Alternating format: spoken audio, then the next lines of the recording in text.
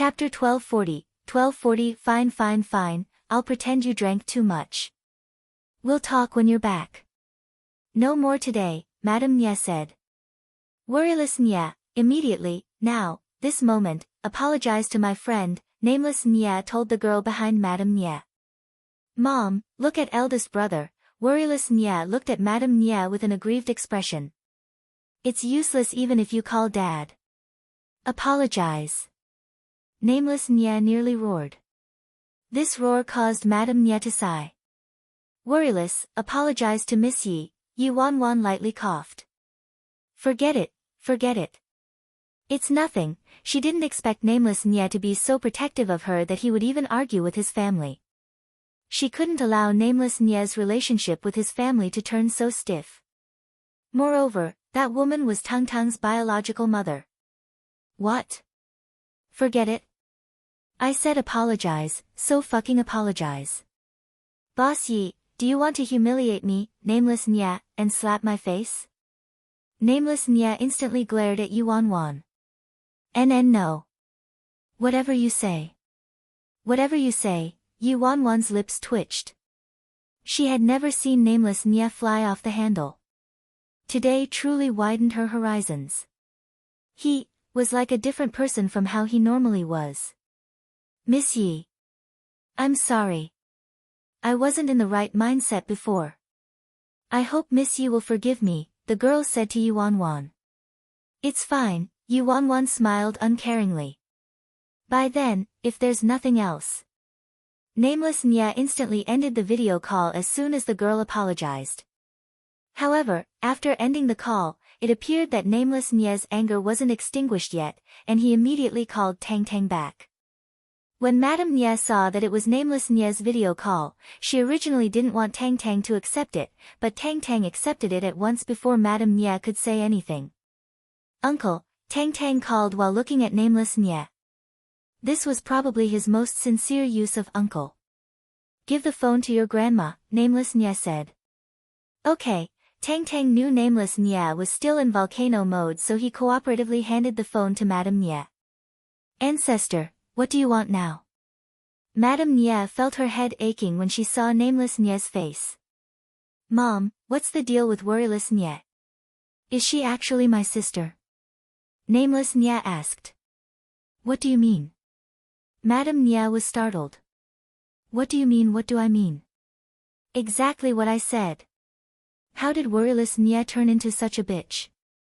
I want nothing more than to slap her a few times, and she even pretends to have been mistreated in front of me. She is purposefully acting like that in front of you. That daughter of yours, she absolutely wouldn't show it to us if she was really mistreated, so let's not even mention fake mistreatment. Is she a fake? As Nameless Nye said this, he looked at the girl who still looked extremely aggrieved in the video. How could you talk about your sister like that? Madame Nye angrily questioned him. How could you not know your daughter's personality as her mother? Birthmark or whatever, it can be faked. Even DNA can be faked. Mom, I'm telling you, go through more channels and check a few more times. If she's really a counterfeit, I'm gonna beat her to death when I come back. If you don't investigate thoroughly, I'll personally investigate it myself when I'm back. If she's the real one, where's that wild man? Who's Tung Tung's father? Anyway, I won't say anything more to you. Worryless Nye, I'll call you this for now, watch out. If I learn that you dared to pretend to be my sister, wait for death. I have more channels than the entire Nye family. How can me, the great Buddha, be unable to differentiate whether you are the real or fake six-eared macaque? Then, Nameless Nye ended the video call without waiting for a response. Six-eared macaque is a character from Journey to the West who has identical looks to Sun Wukong. Chapter 1241. After ending the video call, Nameless Nye's fury still wasn't extinguished. Spray of Flowers, Devotee, and the others all kept quiet out of fear. Captain was easygoing normally, but volcanic mode Captain was the scariest person in the world. What are you looking at? Is the meal free? Eat. Eat it all. Nameless Nye turned to his group. Yes, eat eat eat. Devotee quickly started moving his chopsticks and inhaled the shredded potatoes like there was an unlimited supply. Is the meal free? Why are you eating it all by yourself? Nameless Nye glared at Devotee. Devotee immediately froze on the spot, his chopsticks with the shredded potatoes he picked up hovering next to his mouth, and he turned embarrassed. So should he eat or not? Boss Yi, it was inadequate planning on my part today, don't mind it. Wait until I go back and thoroughly investigate it, Nameless Nye said. Brick-moving foreigner remained apprehensive. It was truly rare to see Captain exploding in fury. It appeared Captain sincerely considered Boss Yi a close friend. It's fine, Yi Wanwan smiled. Then Yi Wanwan's phone suddenly rang. It was Luo Chen calling. Hey, Luo Chen.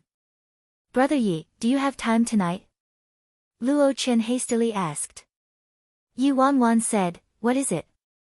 Brother Xianyu has a concert tonight and invited Luo Chen and I as guest singers, as well as you, Brother Yi. But when Sister Jiawen called you to confirm the time today, she couldn't reach you, Luo Chen replied. Yi Wanwan pinched her brows.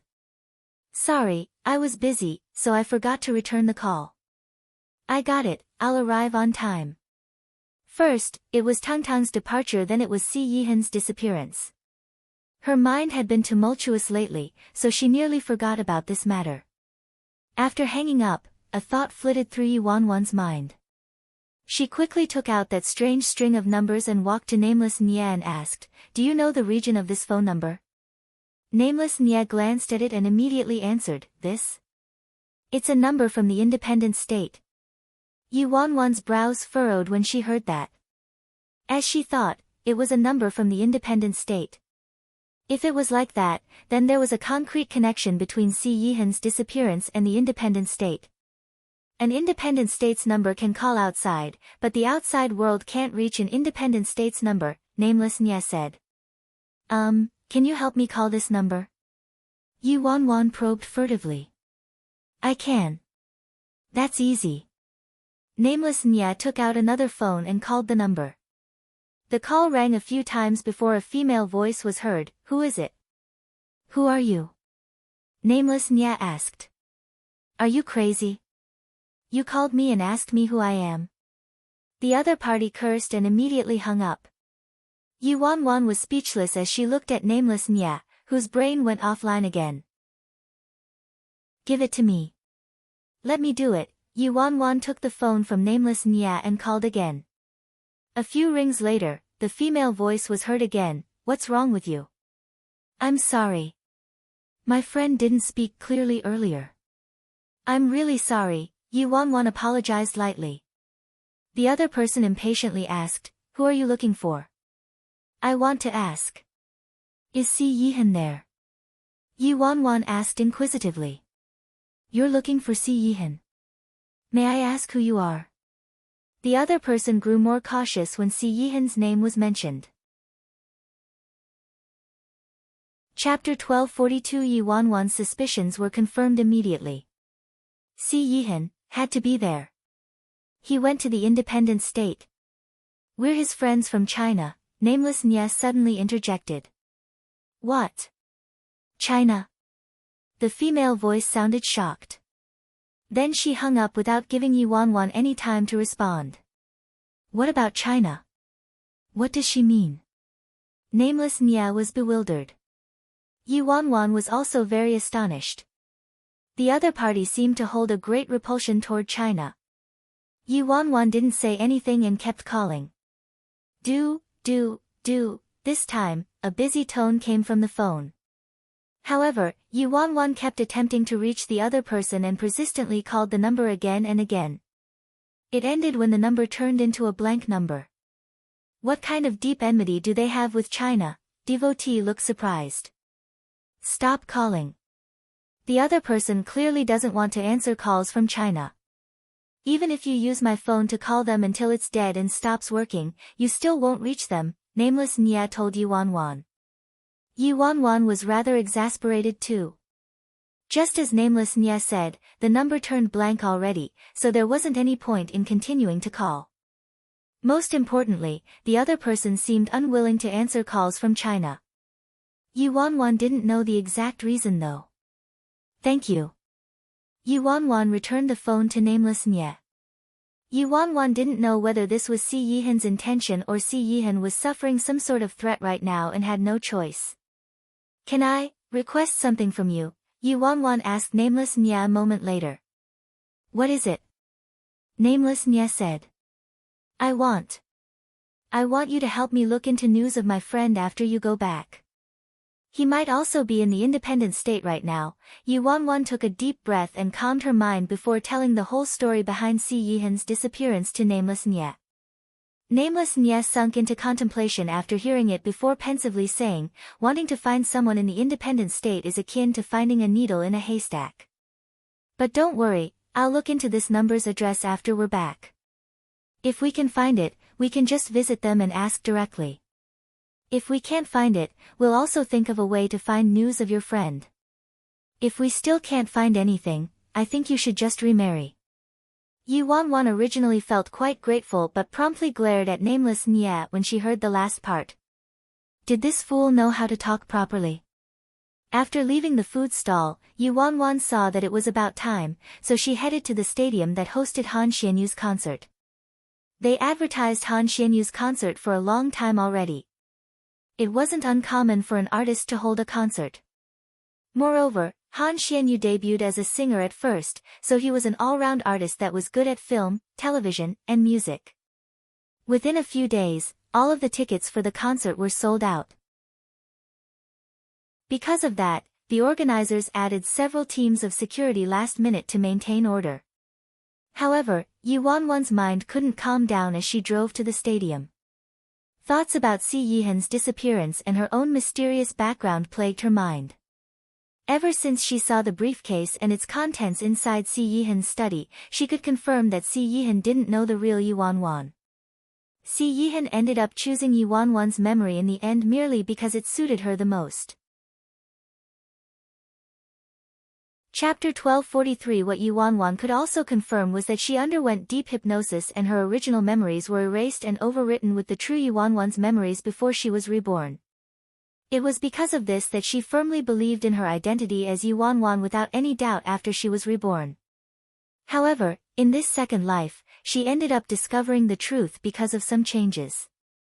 A complicated glint surfaced in Yuanwan's eyes when she thought of this. It was rather ridiculous really. She lived life 2 times but in both lives, she lived as someone else and forgot her own self. However, what Yuanwan couldn't understand was since Si Yihan was a complete stranger to the true Yuanwan, why did he want her to live as Yuanwan? Perhaps Si Yihan had some secret, difficult to mention and involuntary reason?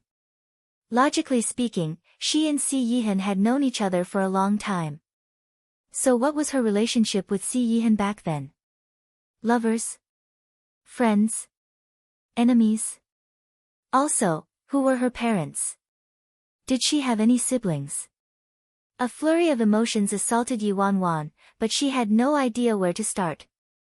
If she wanted to solve this enormous mystery, her only solution was to find Si Yihan and make him explain everything from start to end.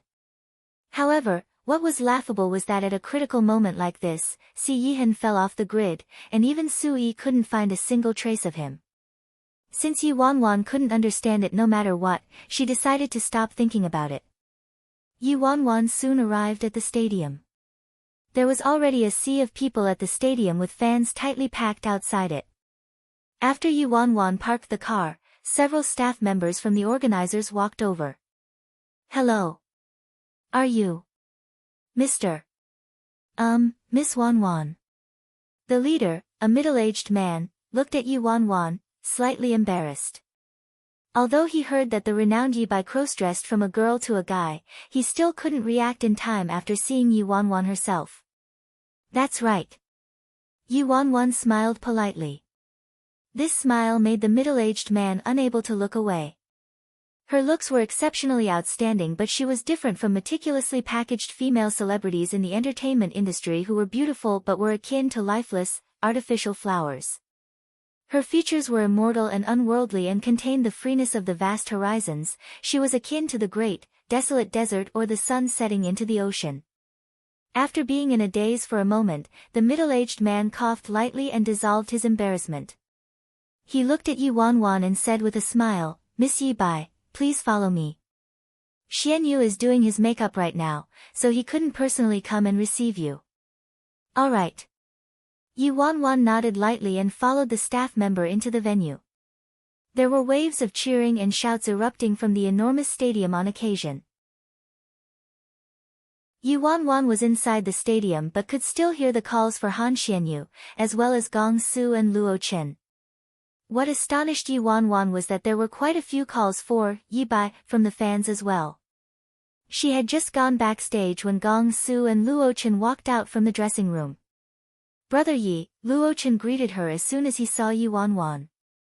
Gong Su looked at Yi Wanwan and was about to complain to her about her picking up Luo Chen's call but ignoring his call, but his ability to speak disappeared when he saw her. His ears also turned redder and redder. Gong Su finally managed to recover from his inattention a moment later and quietly grumbled something indecipherable. Damn it, it was still the same person in front of him, but why did he feel like the vibe Yi Bai was giving off had changed somehow? Chapter 1244. 1244 Gong Su covertly approached Luo Chen and whispered to him, "Blockhead, do you sense something different from Brother Yi?" Luo Chen glanced at him. "I don't. Brother Yi is Brother Yi, what's different about her?" Gong Su claimed, her aura obviously changed. The original little candied plum was sweet and gentle, but the current Brother Yi is clearly more domineering. It's like her seal slowly wore off. "Can't you tell?" Luo Chen replied, "I can't." Gong Su looked distasteful. "Forget it. It'd be weirder if a completely straight guy like you could see it." "Luo Chen, is he sure there's nothing wrong with what he said?" Gong Su stopped paying attention to Luo Chen and dashed over to Yi Wanwan. Brother Yi, how about we sing a song together tonight? What do you think about Little Dimples? What about Helpless Love, An Ex-Husband's Love, or You Must Marry Me Today?" Yi Wanwan looked somewhat exasperated and sat down on a nearby sofa. "You guys can sing." Gong Su frowned. "Brother Yi, do you feel unwell? Or did you run into some trouble?" Yi Wanwan's expression turned warm, and she glanced at Gong Su. "I'll be fine as long as you behave." The base of Gong Su's ears reddened. Oh, Gong Su probably noticed Yi Wanwan wasn't in a good mood, so he acted more well-behaved and calm on this rare occasion. Soon after, Han Xianyu came over to greet them in a haste. "Yi Bai, you're here." "Sorry, I've been too busy today." Yi Wanwan glanced at the radiant man in front of her. "It's fine. Do what you need to do and don't worry about me." "Oh right, I forgot to congratulate you. Congratulations on debuting for 5 years. Today was the 5th anniversary of Han Xianyu's debut, so he chose to hold a concert to give back to his fans and reminiscence." Han Xianyu looked at her gently. "Thank you." Half an hour later, the concert officially started, and Yi Wanwan went to sit in the VIP seats. Fans tightly packed the enormous open-sky stadium. There was a countless number of glow sticks waving in the air, illuminating the night. A moment later, Han Xianyu ascended onto the stage. "Thank you for coming today, everyone." Han Xianyu's eyes swept across the audience with a faint smile on his lips. The audience in the stadium bubbled with excitement, wave after wave of screams and shrieks erupting from them. "Aw! Xianyu! Xianyu! Xianyu, I love you!" Today, I was fortunate enough to invite several good friends. You're all very familiar with them. As Han Xianyu finished speaking, the camera turned to Gong Su, Luo Chen, and Yi Wanwan in the VIP seats. A wave of heaven-piercing screams reverberated from the audience.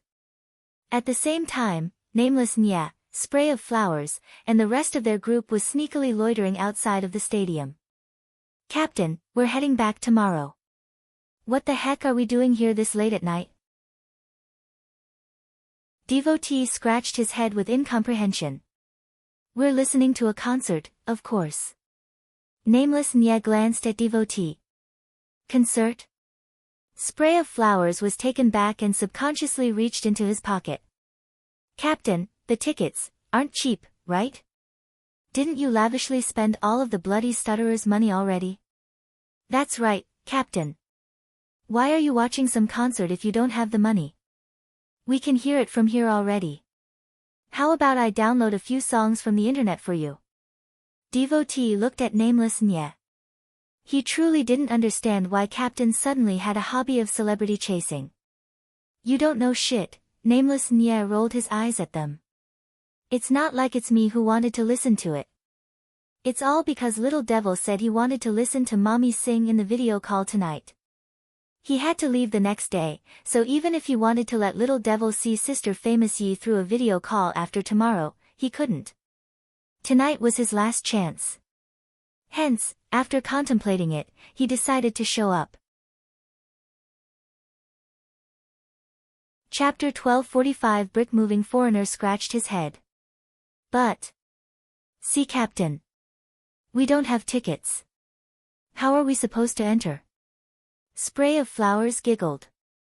How could such a minor matter trouble our captain? Nameless Nya surveyed the outside of the stadium. It was closely surrounded by a wall with several very high lampposts scattered around. Nameless Nya jumped and leaped into the air before following the lamppost and climbing up. Soon, Nameless Nya climbed to the top, then he nimbly jumped and landed on the wall without any trouble. His viewpoint was better than from the VIP seats. Brick-moving foreigner scratched his head. Captain is sneaking in without a ticket. Spray of flowers raised his eyebrows. Little sweetie, we're entering with our own abilities. How could this be called sneaking in without a ticket? Devotee nodded vehemently in agreement. That's right, that's right. Iceberg Man, on the stage, Han Xianyu finished singing the final song, and the venue's atmosphere was incredibly heated. Xianyu. Little angel Xianyu. Xianyu, I love you. Han Xianyu's face had a gentle smile as he looked at the fans hollering for him below the stage. Finally, please welcome our special guests tonight. The fans' fervor rose to a peak at Han Xianyu's words. Nearly everyone was screaming wildly. Calls for Gong Su, Luo Chen, and Yi Bai rippled through the sea of fans. Yi Wanwan led Gong Su and Luo Chen onto the stage. When the four people stood on the stage simultaneously, the fans nearly fainted from their emotional states. Ah! My heavenly group of breathtaking beauties is too handsome. Beautiful group. Beautiful group.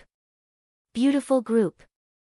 Han Xianyu was wearing a white, elegant and gentlemanly embroidered suit, Luo Chen was wearing black Victorian-style formal attire with a high collar, and Gong Su was wearing a brightly colored hip and fashionable outfit. They were all handsome and dashing, but they all had a distinctly different aura and personality. As for Yi Wanwan, she was wearing female clothes on this rare occasion. But even though it was female clothes, the languidness and freeness that permeated her made the audience unable to look away. She was fatally attractive to both men and women.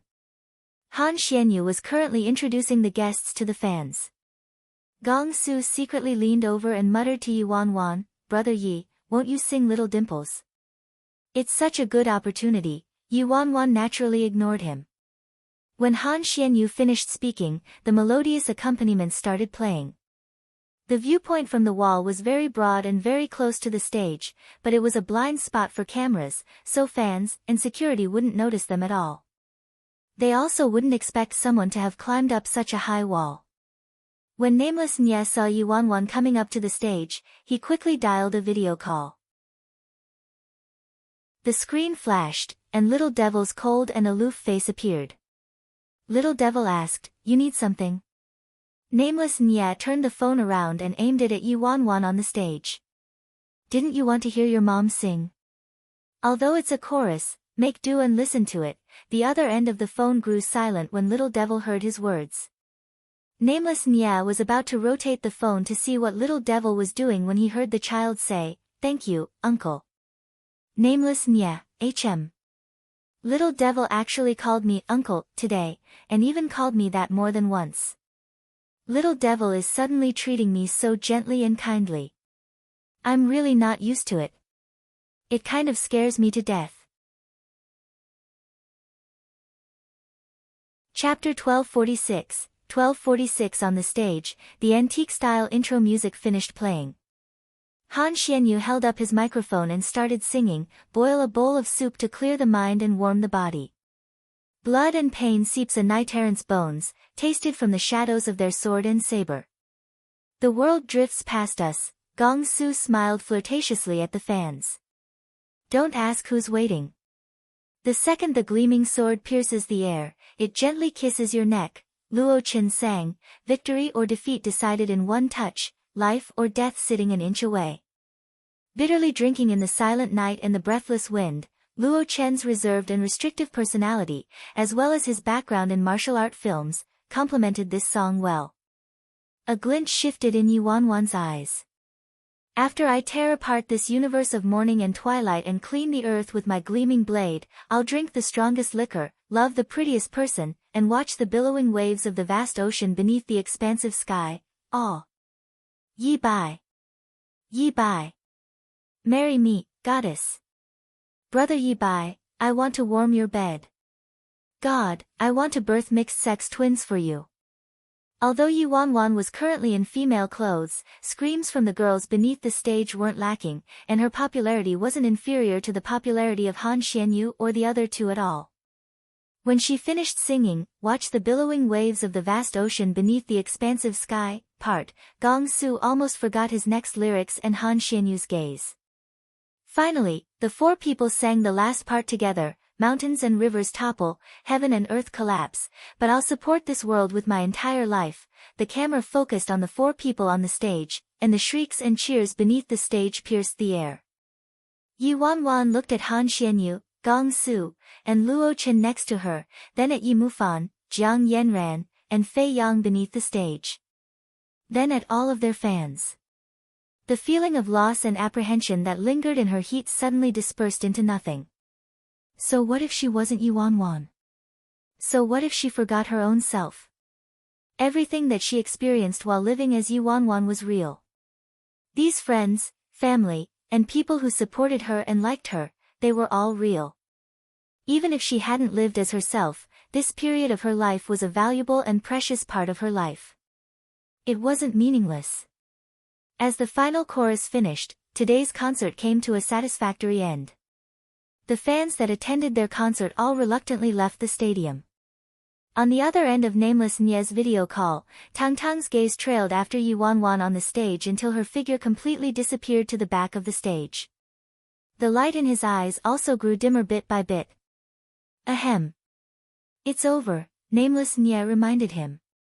The little fella's eyes longingly lingered on the empty stage. "Don't hang up."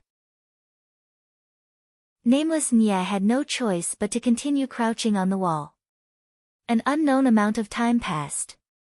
The stadium turned desolate and the lights dimmed, but Tang Tang was still looking at the empty stage. It was as if he could picture Mommy standing there as long as the scene was frozen there. Backstage, "Brother Yi, are you okay?" Gong Su cautiously asked.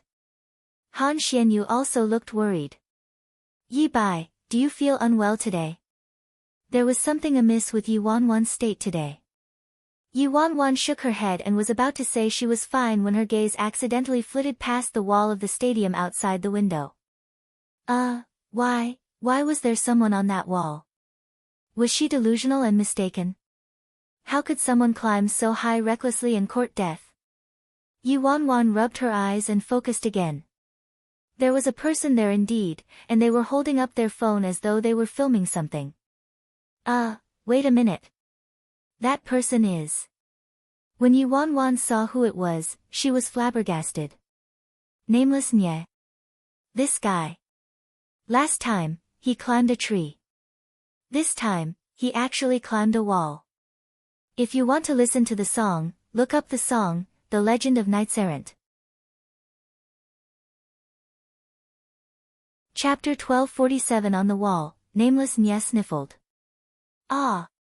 So moving. Spray of Flowers, who had climbed up at some point in time, used a handkerchief to wipe his tears.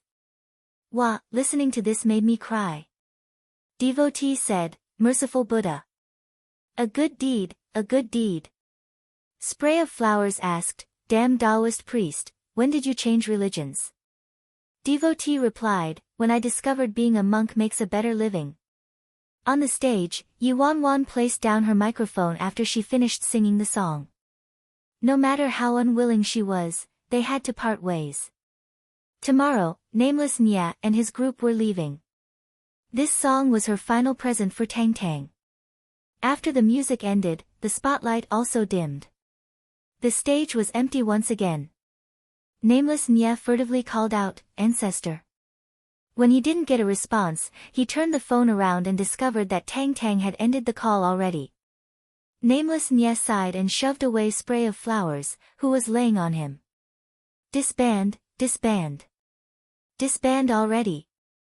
We have to wake up early tomorrow. He had to hurry back and personally look into the matter with his sister. Gong Su skipped forward with glittering eyes as soon as Yuan Wan came back. Brother Yi, Brother Yi. Whose buggy? Is it me? Yuan Wan glanced at him. Isn't this fool's imagination too wild? Yi Mufan glanced at his sister from the corners of his eyes. You sang with such deep emotion. You didn't sing for that pretty boy, right? It didn't seem like it though. Although there was emotion in the song, it didn't seem romantic.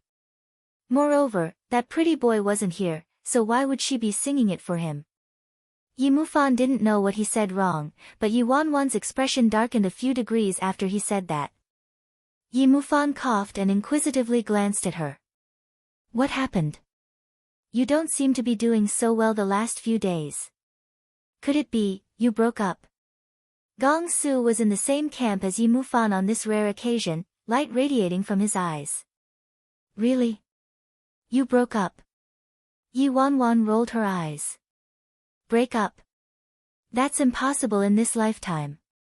For some reason, even though she learned Si Yihan basically killed the true her, she still unconsciously protected him. It was very late at night by the time she got home. Yuan Wan knew too many things happened recently, so she needed to rest well and maintain her energy. However, she couldn't sleep much that night and merely napped for a little bit. Her dreams were filled with grotesque and multicolored fragments. The next morning, she was woken up by a phone call. Wan Wan, something happened at home. Liang Wanjuan's anxious and panicked voice came from the other end. Mom, what happened? Yuan Wan frowned. Calm down and tell me slowly, Wan Wan, your second uncle, second uncle. A cold glint surfaced in Yuan Wan's eyes. Second uncle is bullying you and dad again? No. Your second uncle, he died, Liang Wanjun sighed lightly. What? Yuan Wan was taken back when she heard that. Second uncle, Yi Shaoan, was dead? How did he die? Yuan Wan subconsciously asked. They're not sure right now. His corpse was discovered in his bedroom. Hurry and come back. Liang Wanjun stressfully said. At some point in time, she had started treating her daughter as her main pillar. All right, I understand. I'll come back immediately. Yuan Wan hung up the phone. Chapter 1248. A new problem arose before the old one was resolved. Yuan Wan sunk into contemplation.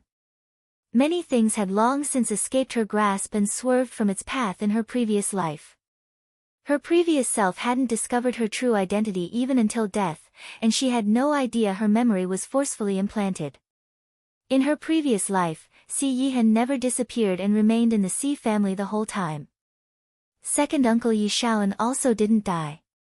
However, in this life, the more she changed, the more things became drastically different from her previous life. This butterfly effect wasn't too weird though. This included how Yuan Wan discovered the secret of her background, Si Yihan mysteriously disappeared, and second uncle's abrupt death. Soon, Yuan Wan gathered her thoughts with a light frown. There had to be something fishy about Yi Shaoan's death. Based on her experience in her previous life, Yi Wanwan remembered Yi Shaoan as being very healthy in her entire previous life, but this time, Yi Shaoan died on his own bed. Soon, Yi Wanwan drove toward the Yi residence in haste. Perhaps it was because too many things happened in succession and she didn't sleep enough that her head started to pound faintly. When she reached a corner, her head felt like it was cracking open from how much it hurt, as though someone forcefully broke her skull with a hammer. It was like a giant hole was torn open, and something ferociously rushed outside. In the blink of an eye, pieces after pieces of fragmented and incomplete memories appeared out of thin air and poured into the depths of Yi Wanwan's mind. In this piece of incomplete memory, a little girl surfaced in Yi Wanwan's mind. The little girl was standing next to a lake with an extremely strict and imposing elderly man standing near her. "Grandpa. Grandpa. I want to see Daddy and Mommy. When will Daddy and Mommy come and pick me up?" the little girl asked timidly. "They won't come," the elderly man replied with a frown as he looked at her. "Why?" The little girl looked wronged. "Because they're already dead." "Liar. Grandpa's a liar. Daddy and Mommy didn't die. No crying. Crying is the most useless thing. It's an action of the weak," the elderly man harshly reprimanded her. "I don't want. I hate Grandpa. I want Daddy. I want Mommy." The little girl looked pitiful with heartbreak and anguish on her face, tears the size of beans rolling down her face. The elderly man's expression softened, and he picked up the girl in his arms. "From today onwards, no one can indulge or protect you. You can only rely on yourself and must learn to grow stronger. Do you understand?" "I understand." In the end, the little girl headed somewhere in a daze while holding the elderly man's hand. Yi Wanwan felt like her head was splitting. Although this piece of memory appeared out of nowhere, Yi Wanwan was sure the little girl was her young self. And that extremely strict elderly man was her grandfather. The backdrop and architecture in her memory looked Chinese. Judging by the symbolic carved building in the middle of the lake, it must be a little town in City S. In other words, based on this fragmented piece of memory, she and Grandpa were both Chinese. She also learned from Grandpa's words that her real parents were dead already. Yi Wanwan never expected to have such an imposing grandfather or that her parents both died a long time ago. She didn't know how her parents died. Although this piece of memory was very crisp, it was also very short, so she could only obtain a limited amount of information from it. Chapter 1249. A new problem arose before the old one was resolved. Yi Wanwan sunk into contemplation. Many things had long since escaped her grasp and swerved from its path in her previous life. Her previous self hadn't discovered her true identity even until death, and she had no idea her memory was forcefully implanted. In her previous life, Si Yihan never disappeared and remained in the Si family the whole time. Second uncle Yi Shaoan also didn't die. However, in this life, the more she changed, the more things became drastically different from her previous life. This butterfly effect wasn't too weird though. This included how Yi Wanwan discovered the secret of her background, Si Yihan mysteriously disappeared, and second uncle's abrupt death. Soon, Yi Wanwan gathered her thoughts with a light frown. There had to be something fishy about Yi Shaoan's death. Based on her experience in her previous life, Yi Wanwan remembered Yi Shaoan as being very healthy in her entire previous life, but this time, Yi Shaoan died on his own bed. Soon, Yi Wanwan drove toward the Yi residence in haste. Perhaps it was because too many things happened in succession and she didn't sleep enough that her head started to pound faintly. When she reached a corner, her head felt like it was cracking open from how much it hurt, as though someone forcefully broke her skull with a hammer. It was like a giant hole was torn open, and something ferociously rushed outside. In the blink of an eye, pieces after pieces of fragmented and incomplete memories appeared out of thin air and poured into the depths of Yi Wanwan's mind. In this piece of incomplete memory, a little girl surfaced in Yi Wanwan's mind. The little girl was standing next to a lake with an extremely strict and imposing elderly man standing near her. "Grandpa. Grandpa. I want to see Daddy and Mommy. When will Daddy and Mommy come and pick me up? The little girl asked timidly. They won't come, the elderly man replied with a frown as he looked at her. Why? The little girl looked wronged. Because they're already dead. Liar. Grandpa's a liar. Daddy and Mommy didn't die. No crying. Crying is the most useless thing.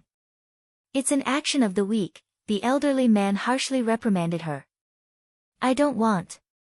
I hate Grandpa. I want Daddy. I want Mommy. The little girl looked pitiful with heartbreak and anguish on her face, tears the size of beans rolling down her face. The elderly man's expression softened, and he picked up the girl in his arms. From today onwards, no one can indulge or protect you. You can only rely on yourself and must learn to grow stronger. Do you understand? I understand. In the end, the little girl headed somewhere in a daze while holding the elderly man's hand. Yi Wanwan felt like her head was splitting. Although this piece of memory appeared out of nowhere, Yi Wanwan was sure the little girl was her young self. And that extremely strict elderly man was her grandfather. The backdrop and architecture in her memory looked Chinese.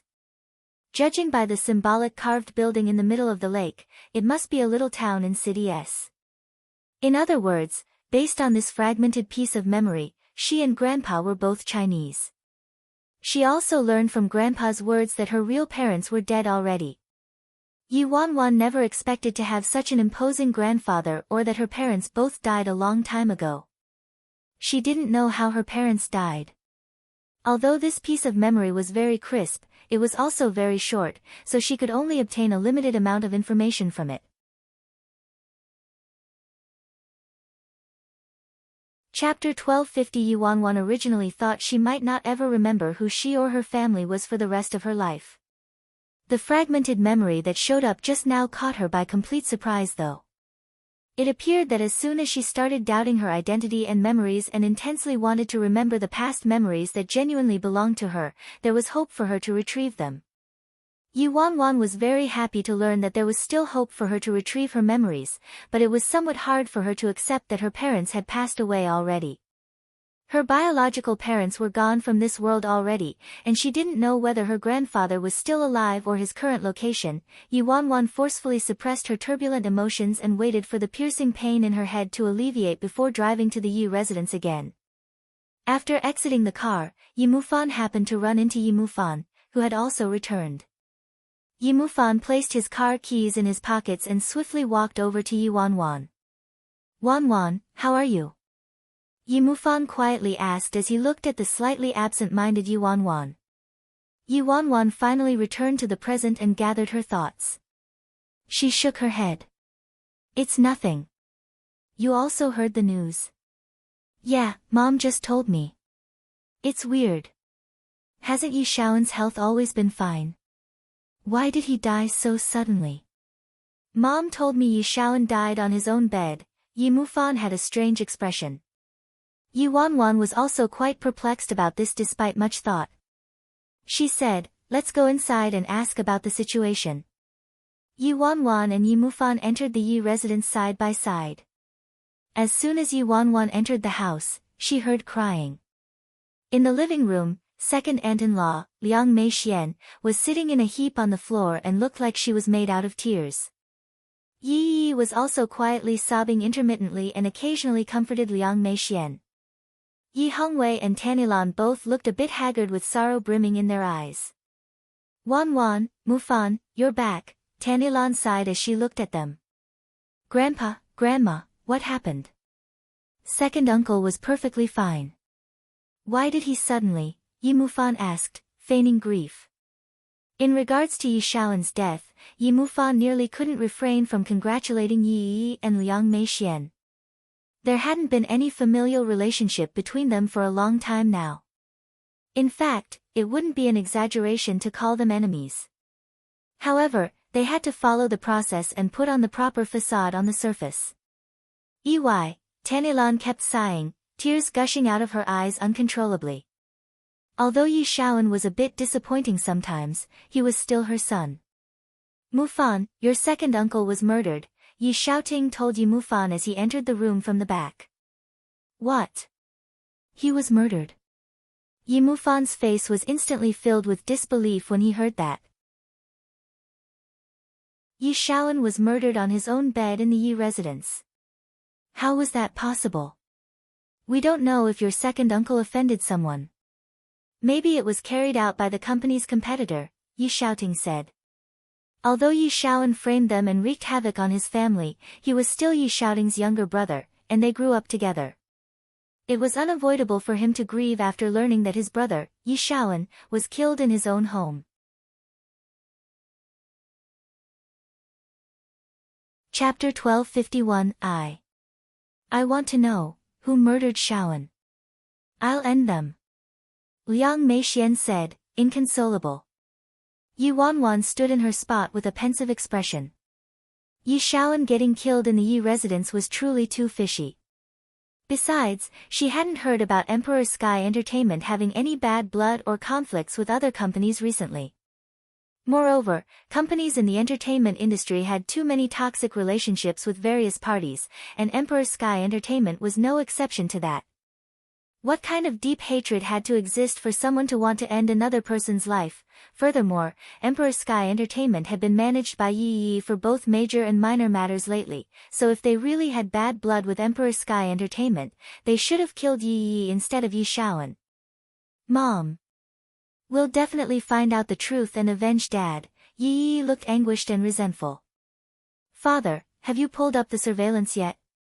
Yi Xiaoting asked his father, Yi Hongwei. I had Steward Huang pull it up. Yi Hongwei looked like he had aged decades in an instant. A cunning glint flashed through Liang Meishuan's eyes when Yi Hongwei mentioned the surveillance. Yi Wanwan managed to catch that brief flash of emotion in Liang Meishuan's eyes. Her brows furrowed deeply instantly. She previously suspected something amiss about Yi Xiaoan's death. An ominous feeling rose in her heart when she linked it with the strange emotions in Liang Meishuan's face just now. A moment later, Steward Huang hastily ran into the living room. He first glanced at Yi Mufan and Yi Xiaoting before turning to look at Yi Hongwei and Tanilan. Sir, madam, the surveillance was intentionally damaged by someone earlier, but its contents were finally recovered after we hired some professional hackers. Good. What did you discover? Yi Hongwei asked. Steward Huang's gaze lingered on Yi Mufan and Yi Xiaoting before sighing. Sir, you should see for yourself. It's difficult for me to describe this kind of matter. Yi Wanwan's ominous feelings intensified when she saw Steward Huang's gaze and recalled Liang Meishuan's strange emotions earlier. It's an important matter. Quickly tell us already. Liang Meixian angrily shouted at Steward Huang. Bluntly tell us the truth at a time like this. Yi Hongwei also scolded him.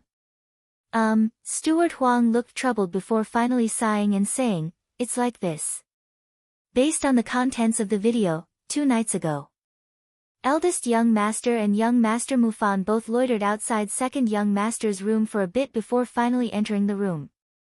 It wasn't until half an hour later that father and son both left second young master's room. When Yi Xiaoting and Yi Mufan heard this, they looked at each other, bewildered. As Steward Huang said, the two of them had indeed returned to the Yi family home 2 nights ago and visited Yi Xiaoan. But it was because Yi Xiaoan called Yi Xiaoting that night and said he had something to say to Yi Xiaoting. And Yi Xiaoting and Yi Mufan just happened to be together 2 nights ago, so they returned to the Yi residence together. However, when they saw Yi Xiaoan was sulkily drinking and appeared to be drunk. Every time he looked like he wanted to say something to Yi Xiaoting, he hesitated without saying anything. Yi Mufan thought Yi Xiaoan definitely didn't have any good intentions, so it wasn't long before he dragged his father away, and they left together.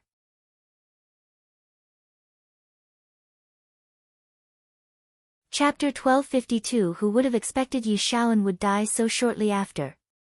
Moreover, what did Steward Huang mean? What are you saying?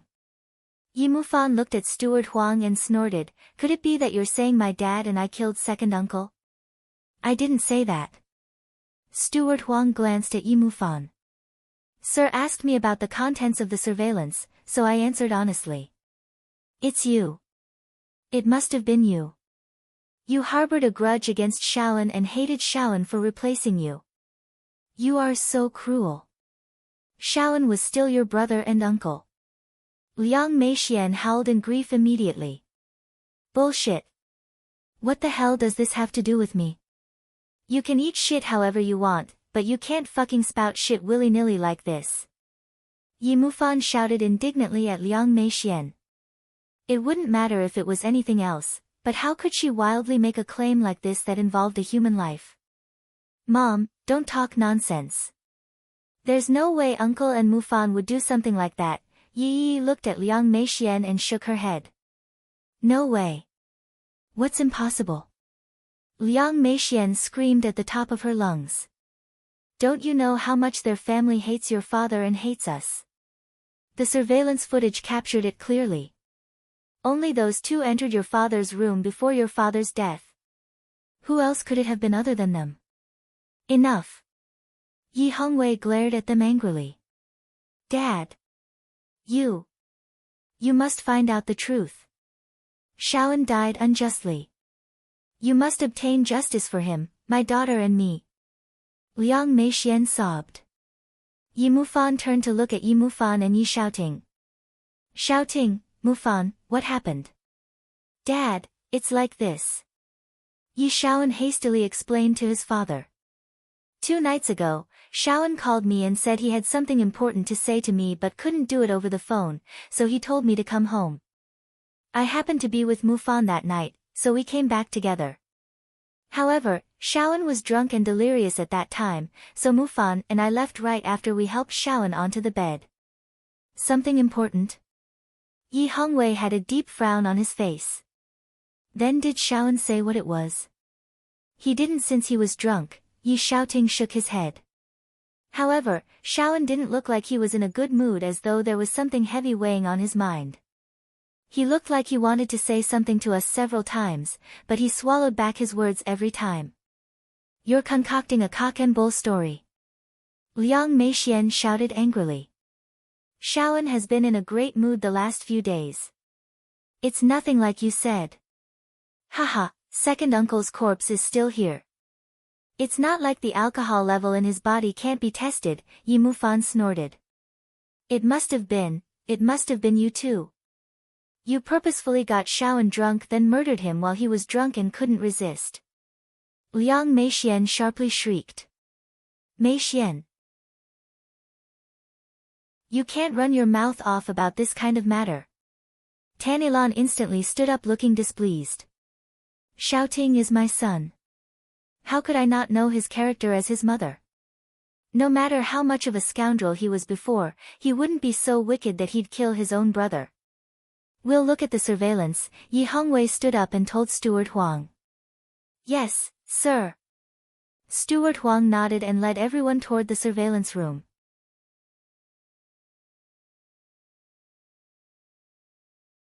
Chapter 1253. In the surveillance footage, Yi Mufan and Yi Xiaoting entered Yi Shaolin's room together late that night. They stayed there for about half an hour.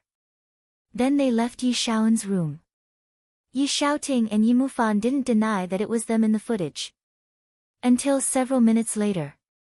The backs of Yi Xiaoting and Yi Mufan appeared in the video again without revealing their faces. However, their clothes, as well as their physiques and heights, were identical to the duo from earlier. There was a knife in each person's hand, and a faint trace of blood could still be seen on the blade from the surveillance. Ah! Shaolin! You died so tragically. Liang Meixian burst into tears at this scene in a rather emotional state.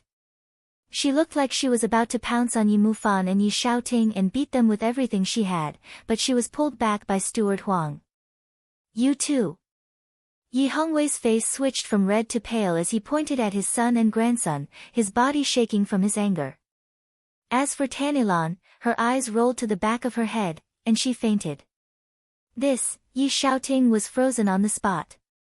Although the two people who appeared in the video a few minutes later didn't look any different from him and his son, it absolutely wasn't them. Grandpa, this isn't Dad and me. We've obviously been framed. Yi Mufan immediately protested. Yi Mufan was also sent into a panic momentarily. This was his first time encountering this type of situation. Yi Wanwan was standing and meticulously examining the contents of the surveillance footage. In truth, there weren't any holes in this footage. Aside from the fact that the two people who appeared a few minutes later hadn't revealed their faces, they were identical to her father and brother.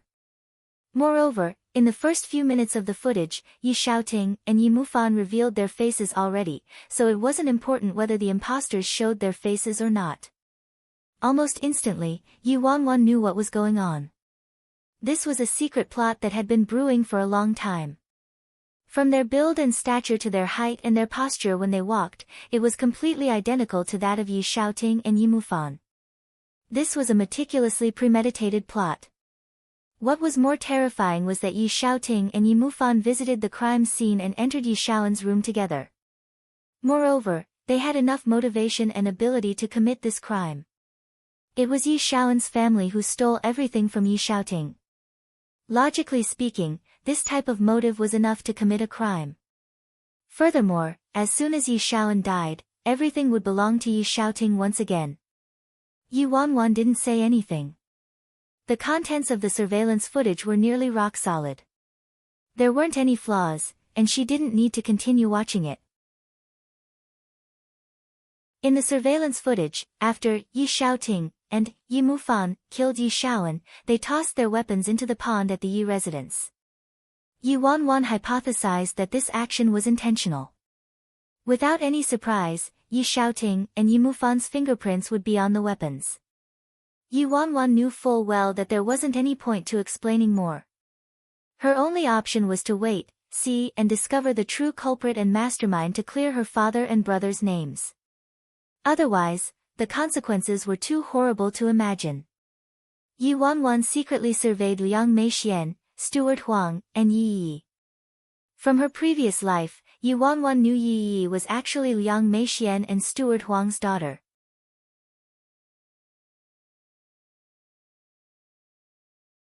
Chapter 1254. From her previous life, Yi Wanwan knew Yi Yi was actually Liang Meixian and Steward Huang's daughter. Liang Meixian and Steward Huang had maintained an illicit affair for many years. Now that Yi Xiaoan died, who was the biggest benefactor? Logically speaking, it would be Yi Xiaoting. Of course, that was if this surveillance footage didn't exist. However, due to the existence of this surveillance footage, once Yi Xiaoting and Yi Mufan were determined to be the murderers, then the biggest benefactors would become Liang Meixian, Steward Huang, and Yi Yi. The entire Yi family would belong to them, and nothing would threaten them ever again. This loving family would take over the Yi family completely and push Yi Xiaoting and Yi Mufan off a cliff without any room to reverse their fates. In her previous life, Yi Xiaoan eventually discovered Yi Yi was Liang Meixian and Steward Huang's bastard and flew into a thunderous rage, but in this life, perhaps due to Yi Wanwan's rebirth, it created a supposed butterfly effect. When she analyzed Yi Xiaoting's story, Yi Xiaoan probably discovered Liang Meixian and Steward Huang's affair ahead of time due to a multitude of reasons and learned Yi Yi wasn't his biological daughter. That was why he drank himself into a stupor. Second aunt, you are second uncle's wife. Where were you on that night? Yi Wanwan suddenly asked Liang Meixian. Liang Meixian grew infuriated instantly. What do you mean? Meixian, where were you? Yi Hongwei's gaze landed on Liang Meixian. Dad. I was at a friend's house playing mahjong all night long that day. If you don't believe me, you can ask my friends. Liang Meixian said. Yi Wanwan's lips minutely turned up with an icy smile when she heard that. Yi Xiaoan's death had an inescapable connection with Liang Meixian and Steward Huang. Killing Yi Xiaoan probably also wasn't a last-minute decision, and they developed a full-blown plan ahead of time. Hence, Liang Meixian and her co-conspirators definitely all had an alibi. It would be suspicious otherwise. Call the police, hurry and call the police. Liang Meixian urged Steward Huang in haste. When Tanilan, who had just woken up, heard that, she immediately tried to stop them. The matter hasn't been investigated clearly yet. Don't call the police, she only had 2 sons. Now that her second son, Yi Shaoan, was dead. If it was really her first son, Yi Shaoting, and grandson, Yi Mufan, who killed her second son, she would lose all of her sons and sole grandson as soon as they called the police. Mom, the whole truth has been revealed already. Shaoan was killed by this evil father and son. Liang Meixian shouted. Liang Meixian disregarded all inhibitions and called the police herself. Yi Hongwei didn't say anything. His face was haggard and pale. Soon, policemen arrived at the Yi family residence and found the murder weapons based on the surveillance footage. After running some tests, the murder weapons were teeming with Yi Shaoting and Yi Mufan's fingerprints, as Yi Wanwan guessed. Soon, the policemen took the murder weapons, surveillance video, Yi Shaoting, and Yi Mufan away. Yi Mufan originally wanted to resist but gave in when he saw Yi Wanwan covertly shaking her head at him. Immediately after, Yi Wanwan and her mother, Liang Wanjun, were kicked out of the Yi residence by Steward Huang and Liang Meixian. Liang Wanjun was in an utter state of panic. No matter what, she couldn't believe that her husband and son were murderers. Wanwan, what should we do? How did all this happen? Liang Wanjun was trembling and was at a complete loss. Mom, don't worry. You know Dad and Brother's characters, they absolutely wouldn't do something like this. I'll investigate it clearly, Yi Wanwan kept comforting Liang Wanjun. After escorting Liang Wanjun home and completely pacifying her mother, Yi Wanwan left and secretly set up camp near the Yi residence. The mother and daughter pair managed to keep their calm. It wasn't until several days later that Liang Meixian finally left the Yi residence, but she remained vigilant and kept surveying her surroundings. Yi Wanwan smiled when she saw that.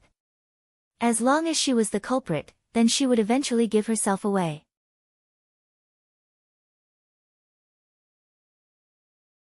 Chapter 1255 Liang Meixian quickly left the Yi residence in her car. However, Yi Wanwan didn't follow her and remained outside the Yi residence. As expected, Steward Huang also came out of the Yi residence several hours later and drove away. Yi Wanwan closely followed him at once. A moment later, Steward Huang arrived at some common hotel. People like Steward Huang and Liang Meixian had a reputation and knew quite a few people, so they were probably afraid to be found out.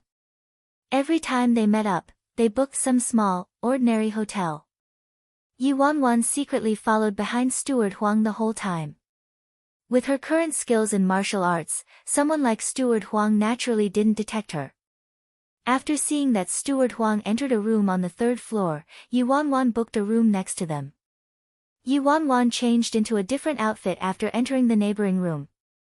Then she leaped onto the balcony of Liang Meixian and Steward Huang's room from the balcony of her room. The distance between the two rooms' balconies was a bit far. It was difficult for normal people to cross and was a recipe for danger, but it was nothing to Yi Wanwan. Hee hee, baby, our good days are coming. Steward Huang's voice traveled out of the room as Yi Wanwan hid on the balcony. You old pervert. That's right, is that brother of yours reliable? Liang Meixian asked. Of course he's reliable. He's my close childhood friend, and we grew up together. He later entered a powerful faction. Not too long ago, a junior head of that powerful faction died, so my brother finally promoted a junior head. Otherwise, how could we have accomplished this so easily? Steward Huang snickered. Humph. I've had enough of that spineless coward, Yi Shaoan. Now that Yi Shaoan is dead and Yi Shaoting and that little bastard are arrested, isn't the Yi family ours? Those two old geezers still have a few years to live, but they can only hand the Yi family to Yi and me. Once the Yi family ends up in our hands, you can finally come out in the daylight, Liang Meixian said. Of course. Yi is our daughter. Those idiots probably never would have expected the entire Yi family would end up in the hands of us three outsiders who have zero blood ties to the Yi family. Quick, enough talking. I'm dying from impatience, old thing, slower. Yi Wanwan stood on the balcony and listened to the insufferable sounds coming from the room, her brows involuntarily knitting together. These two people probably thought everything was settled conclusively after so much time had passed, so they relaxed and came out to have a rendezvous. However, they were both very cautious and didn't mention killing Yi Shaoan at all. Even if she recorded them, it would merely prove that Yi Yi wasn't Yi Shaoan's daughter and Liang Meixian had an illicit relationship with Steward Huang at most. About 15 minutes later, Liang Meixian's voice was heard again. Oh right, there's still Yi Wanwan. That little cunt is also a real piece of work.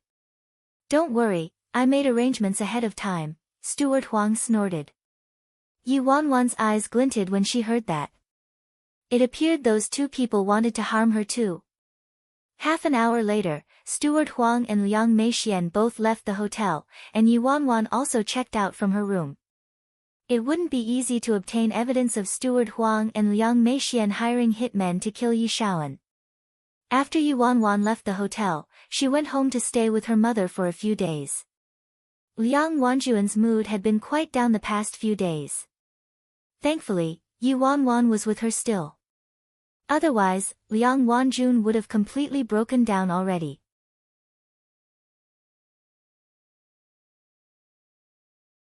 Chapter 1256. That night, Yi Wanwan got a call from Su Yi. Miss Wanwan, something happened at the Xi family. Su Yi's voice sounded urgent over the phone. An indescribable glint flickered through Yi Wanwan's eyes. It was within her expectations that something big would eventually happen in the Xi family, but she didn't expect it to come so soon. That bastard, Xi Mingli, came back. The higher-ups of the clan all jumped ship and are supporting Xi Mingli to be the patriarch of the Xi family. Old Madam's health is also growing worse and worse, Su Yi continued. I understand. It'll be hard to explain over the phone. Come to my place and let's talk, Yi Wanwan suggested. Okay. Su Yi agreed and hung up. Late at night, Yi Wanwan walked to the parking garage. She took a few steps and detected something amiss. Hee, Miss Yi, where are you going? Suddenly, a middle-aged man walked out from the dark with at least a dozen men in black behind him. Upon seeing this unfavorable situation, Yi Wanwan immediately turned around and escaped from the parking garage. Steward Huang previously said he would take care of her. She thought it would be similar to how they framed Yi Shaoting and Yi Mufan. She didn't expect them to hire hitmen to kill her. Ha, can you escape? The leader snorted and gestured at the people behind him. Soon, 4 cars started together and chased after Yi Wanwan. It was late at night right now, and they were in the remote suburbs to begin with, so there weren't any cars or pedestrians around them. The 4 cars chased after Yi Wanwan without any caution. At the same time, the bright moon hung high in the night sky and a light breeze swept across the night. A dozen or so tall and strong men were slowly walking down the road. These men who looked vicious and sinister, all uniformly wearing white t-shirts with "Fearless" in cursive written imposingly on the back of the t-shirt. Treat life and death lightly. Kill them if you're unsatisfied. I, your father, am fearless. Hee. All hail the Fearless Alliance. Those strong men kept repeating some odd slogan. Say, bro, we've been kicked out of the Fearless Alliance. Why do we keep chanting the slogan we used when we were first entered the Fearless Alliance? A bald man asked, turning to their leader. What about it? From the moment we joined the Fearless Alliance, we're members of the Fearless Alliance now whether we're alive or dead. Even though we were kicked out of the Fearless Alliance, it's just humiliation from being fired from the Fearless Alliance. What about it? Why can't we use their slogan? The leader snorted. Say, bro, the commotion caused by this matter. A while ago, the higher-ups of the Fearless Alliance made us exterminate a patrician family without leaving any people behind. We wiped out everyone in that patrician family except for a wolf dog that fled fast enough. As elites of the Fearless Alliance, we couldn't possibly chase after a dog to kill it, right? But just because we let a dog go, they said we did a bad job and erased our names from the Fearless Alliance. The leader was also at a loss for words. That's right, they were expelled from the Fearless Alliance because of a dog. Enough nonsense. Don't make me kill you with a slap. The leader looked like he was in internal turmoil. I had to bring up this nonsense, bro. After we were kicked out of the Fearless Alliance, the independent state also kicked us out. A few twists and turns later, we arrived in China. Isn't China's martial arts scene lagging too far behind? There aren't any factions like the Martial Arts Union here. How are we going to survive now?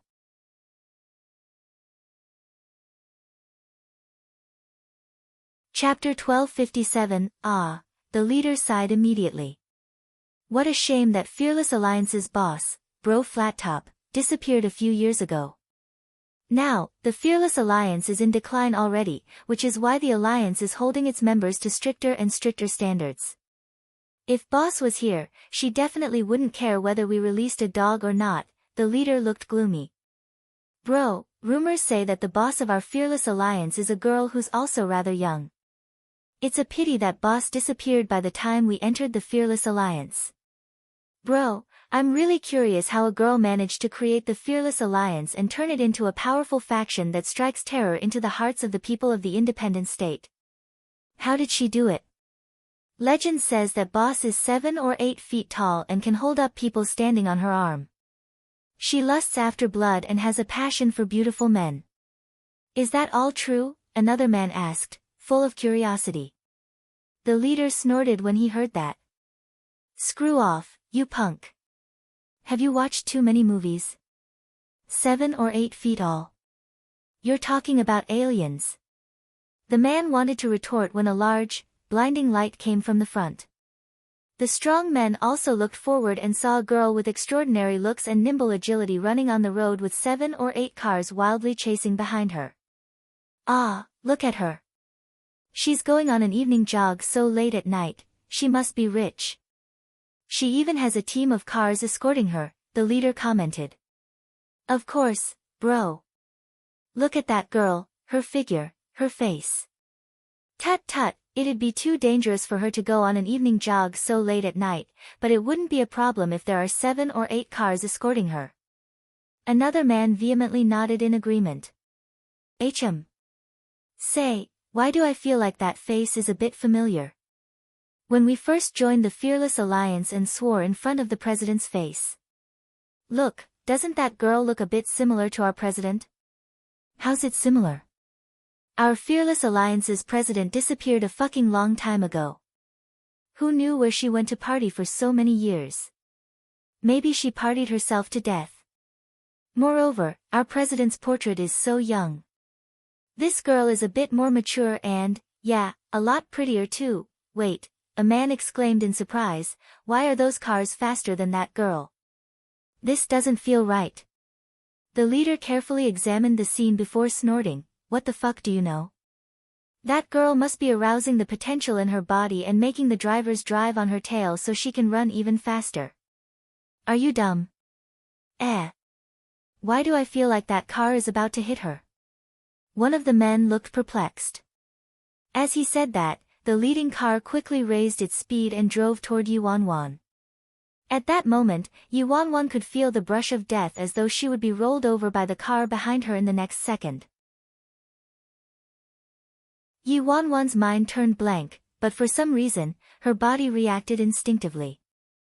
Yuanwan's leg kicked back and purposefully slammed into that car, then her entire body tilted forward and she used the car's power to leap forward, instantly putting distance between them like a leopard in Africa's grasslands. Yuanwan's figure rolled slightly to the side in the air and landed on the ground like a nimble butterfly.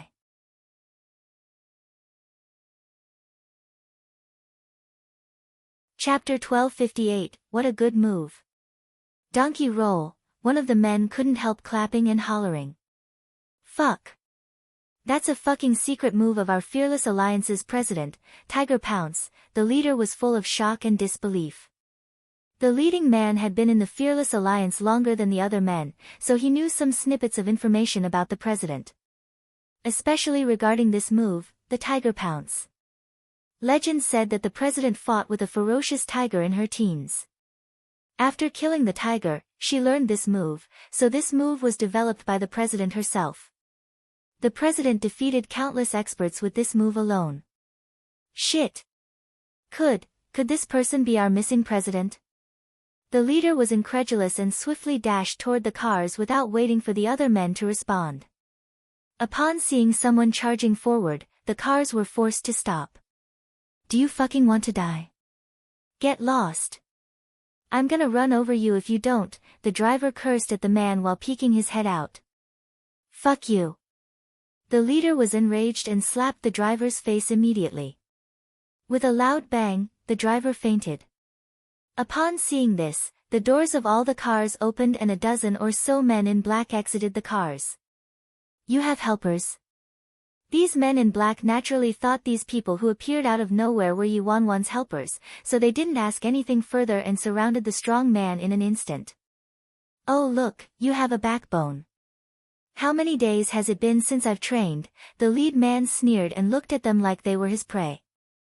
Let us help. Soon, the other strong men also swiftly ran up, itching to give it a try. Shoo shoo shoo. They're all mine. No one can steal from me. The leading strong man shook his head. Seeing the strong men's antics, the men in black were infuriated.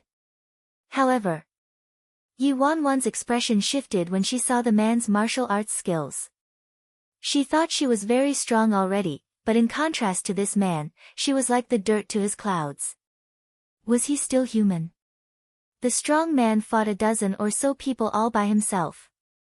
About 7 minutes later, howls of pain and the sounds of bones cracking and skin breaking rippled through the men. Quick, run, soon, the men in black fled to their cars with terrified expressions, lamenting their parents for not giving them 2 extra legs, and they disappeared without a trace. Thank you. When she saw the men in black retreating, Yi Wanwan walked forward and gave her thanks to the strong men. Be bro. The strong men's leader was full of excitement when he saw Yi Wanwan. You're bro Flat Top, right? You're the boss of our fearless alliance, right? Bro, where have you been all these years? Bro, you went home to visit your parents back then and went missing without a word afterward. The fearless alliance has gone through great strife to look for you. Quickly come back with us. Bro, we were expelled from the fearless alliance already, another strong man quietly reminded him. The strong men's leader started when he heard that. Oh right, that's true. Boss, you have to give us justice. The Fearless Alliance's higher-ups gave us a mission to exterminate a patrician family without leaving anyone alive. We extinguished the whole family. It's just that the family's dog fled too freaking fast, so we didn't catch it. And they kicked us out of the Fearless Alliance just because of that. Ever since you left, the gang has been a complete mess. We've been through so much bitterness. Those higher-ups are clearly targeting us, the leader sniffled and sobbed. Yi Wanwan was dumbfounded. What the hell is this?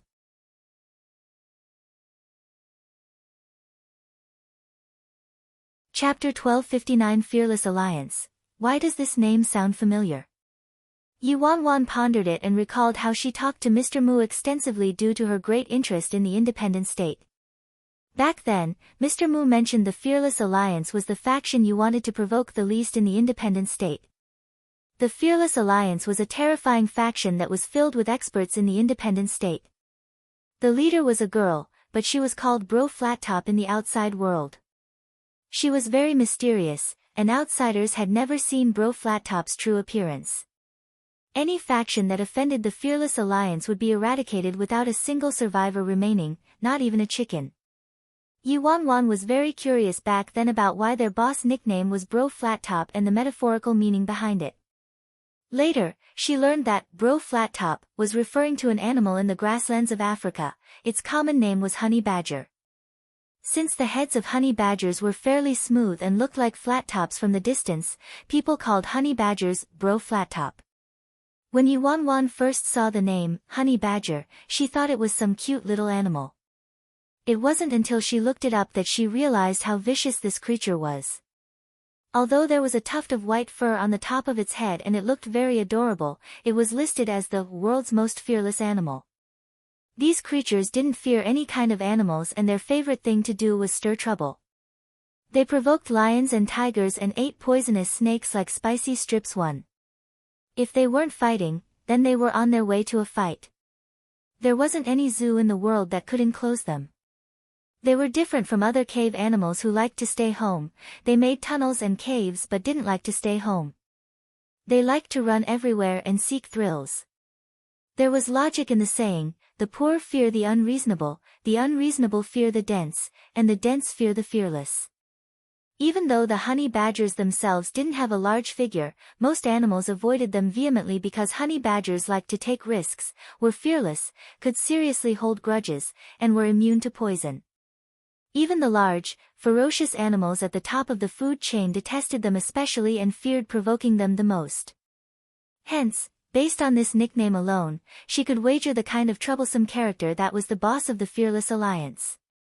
However, these dozen or so strong men with bald heads were claiming they were members of the vicious and heinous faction of the independent state, the Fearless Alliance. They even said she was the boss of the Fearless Alliance.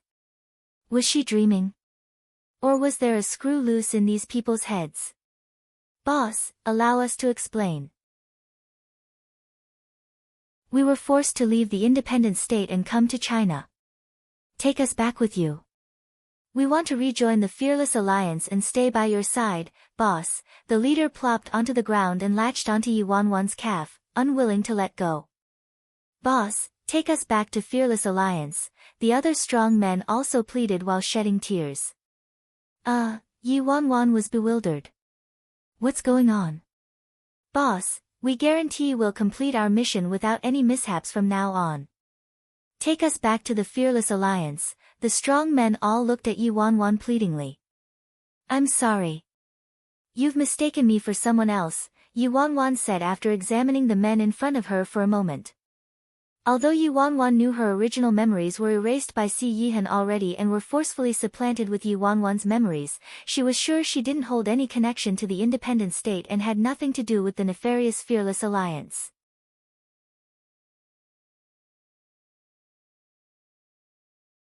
Chapter 1260. Based on the memory that surfaced in her mind, she and Grandpa were Chinese, and Grandpa clearly told her that her parents passed away already. However, this man just said the boss of the Fearless Alliance, Bro Flattop, disappeared after going home and visiting her parents in the independent state. Bro Flattop's parents were still alive whereas her parents were dead already, according to what Grandpa said. Hence, there was no way she was Bro Flattop. Boss. You're our boss, the leader hugged Yuanwan's thigh, unwilling to let go. You really mistook me as someone else. I'm Chinese. Plus, my parents passed away already, and I only have a grandfather. You said your boss went missing after going home and visiting her parents in the independent state. But my parents passed away, so that doesn't add up at all. Yuanwan glanced at the man with an exasperated expression. That's right. See bro, how could this girl be Fearless Alliance's boss, Bro Flattop? Their presences don't match at all. If she was really boss Bro Flattop, there's no way she couldn't take care of those cars and need our help, a man piped up. Boss, you must be lying to us, right? The man hugging Yuanwan's leg seemed unwilling to give up. I'm really not lying to you. I'm telling the complete truth, Yuanwan said with a sigh. Could it be, we're really mistaken? Confusion flickered through the leader's eyes as he frowned. But if this girl wasn't boss Bro Flattop from the independent state's Fearless Alliance, then why did she know Bro Flattop's original move? Then what's up with the tiger pounce you used earlier? Did I see things wrong because it's too dark? The leader mumbled while looking at Yuanwan. Yuanwan was startled when she heard that. She merely instinctively reacted when she was nearly hit by the car. It was nowhere near as mystic as the man claimed. Tiger pounce? She even elephant sat. Bro, I don't think that was tiger pounce. You must have seen wrong because it's dark.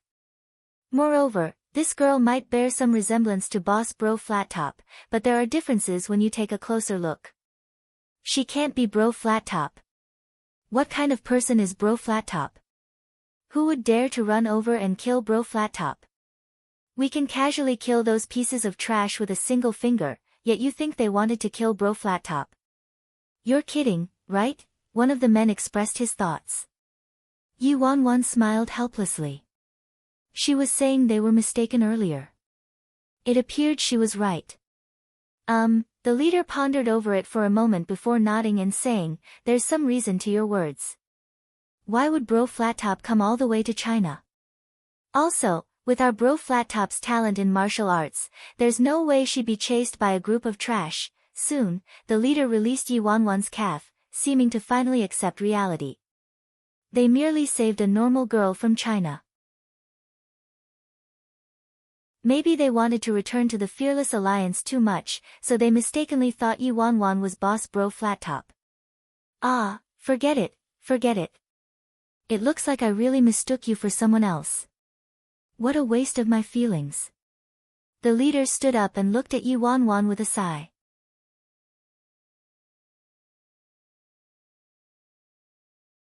Chapter 1261. Anyway, thank you for your help. Yi Wanwan expressed her thanks to these men again. Although those cars wouldn't have caused any genuine harm to her even if this man didn't act, it would have still been hard work for her to take care of men in black herself. Little miss, you're lucky you ran into us. Remember, don't go on night jogs by yourself in the middle of the night next time. There's a lot of bad people out there, the strong men's leader meaningfully lectured her with an elder's tone. Yi Wanwan merely nodded and didn't reply. These strong men probably weren't good people either. One of them mentioned they were expelled from the Fearless Alliance because they didn't completely accomplish a mission given by a higher-up in the Fearless Alliance. They extinguished an entire patrician family but allowed that family's dog to escape. These strong men probably had quite a few lives on their hands too. After thanking the men again, Yi Wanwan called a taxi and rushed to the little house of Rose. During the taxi ride, Yi Wanwan had a deep frown on her face. Too many things happened lately. The Yi family, the C family, and herself. The only thing she got out of it was that traces of her original memories kept popping up in her mind. Although these memories were incomplete, they were very clear. Besides Grandpa, Yi Wanwan also vaguely recalled some scenes at a school setting. However, the school in her memory was vastly different from a normal school. There was fighting, as well as blood and constant anguished wailing. These memories were incomplete though, and she could only remember a small portion of them. Yi Wanwan was now more curious about her background and the type of person her extremely imposing grandfather was, as well as how her parents died. Everything was like a hazy fog, but the more Yi Wanwan wanted to brush away this fog, the deeper she sank into it. She couldn't see anything clearly. Currently, the best solution would be to find Si Yihan and make him tell her the truth. Who was she? Who was her grandfather? Why did Si Yihan leave the Si family without a word and go to the independent state? As long as she found Si Yihan, the whole truth would surface. However, a thornier problem was the matter with the Yi family. Her father and brother's case were filed and being investigated, so if she couldn't find the true culprit and discover concrete evidence that proved Liang Meixian and Steward Huang were the true masterminds, she was afraid, even if she wasn't Yi Wanwan, she couldn't ignore her family's matters since she considered them her family. Even if she wasn't Yi Wanwan, she wouldn't deny the time she spent with them and her feelings toward them during this period of time. As soon as she recalled how the real Yi Wanwan was dead already, she still felt guilty toward her brother and parents even though she hadn't intentionally pretended to be Yi Wanwan. Her feud with Liang Meixian and Steward Huang was irreversibly established this time. Yi Wanwan never expected Steward Huang to hire killers to kill her. Soon, the taxi arrived at Little House of Rose, and Yi Wanwan left through the back after paying. Su Yi had been waiting outside of the Little House of Rose. He walked up as soon as Yi Wanwan exited the car. Miss Wanwan, did something happen? Su Yi called Yi Wanwan several times, but none of his calls were picked up, so he was slightly worried. I was hindered by some minor matters. Let's head inside first. Yi Wanwan led Su Yi inside the Little House of Rose.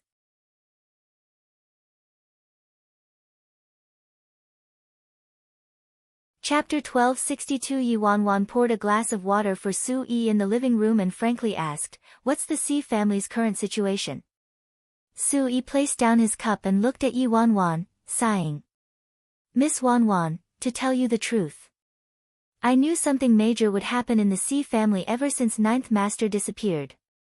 Too many people were defiant of Ninth Master. People didn't dare to act impetuously when Ninth Master was here, so everything was calm. But after Ninth Master disappeared, it's like a volcano has erupted and things can't be fixed. Yi Wanwan understood what Su Yi was saying. Many higher-ups of the C family feared Si Yihan, so Si Yihan was able to suppress them when he was here. However, Si Yihan had disappeared for many days without a single word. His fate was still known, as though he had disappeared into thin air. The Si family previously mobilized a large amount of manpower and financial resources to search for Si Yihan without any success.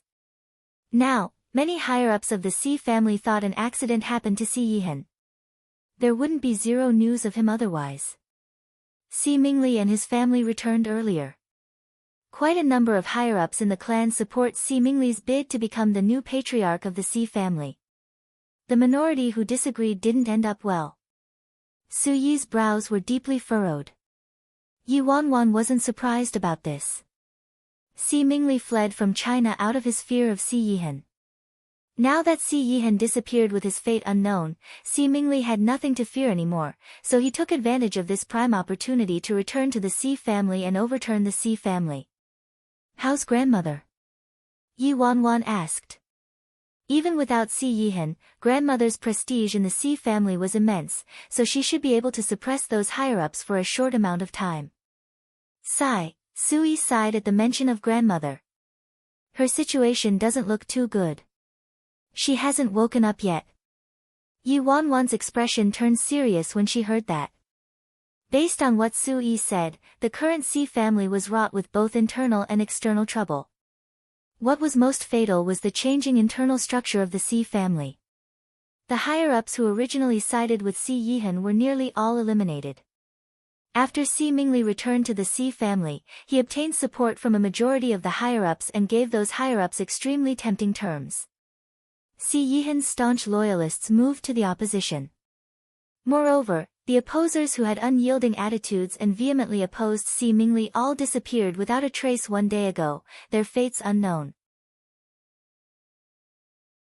However, Su Yi knew full well that those opposers who were loyal to Si Yihan, as well as the higher-ups who wanted to fight for the position of the patriarch, were all secretly dealt with by Si Mingli. Miss Wanwan, the situation with the Si family is too dangerous.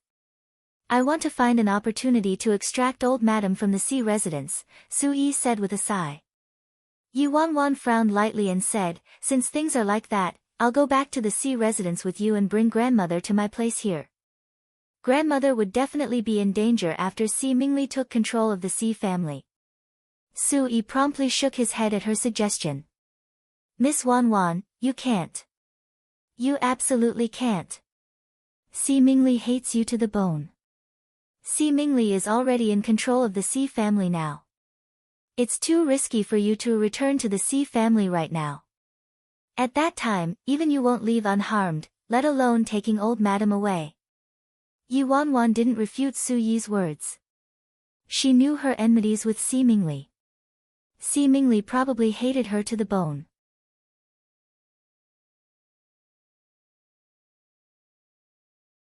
Chapter 1263. Si Mingli wanted to eliminate her multiple times even when Si Yihan was still there. Not to mention now that Si Yihan was missing with his fate unknown, you're Ajio's confidant. You'd also be in danger if you returned to the Si residence, Yi Wanwan said while looking at Su Yi.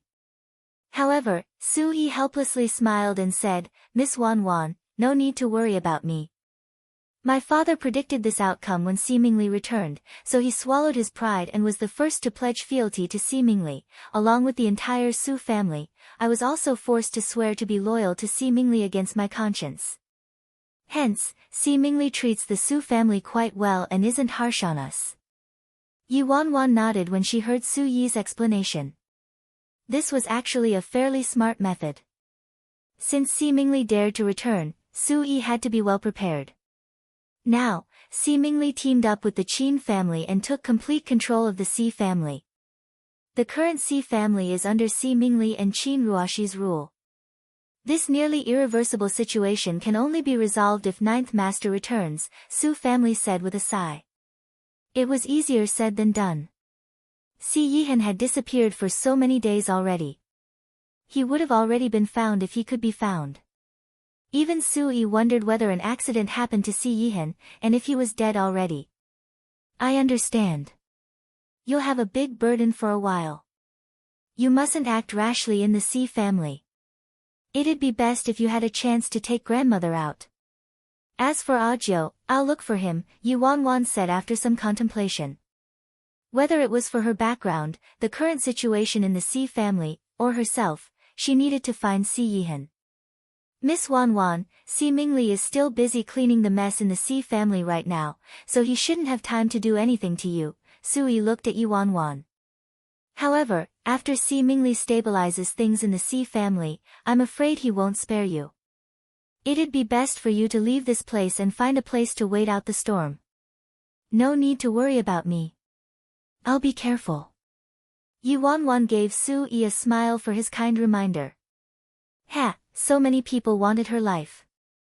One more wouldn't matter. It's late, I'll head back now.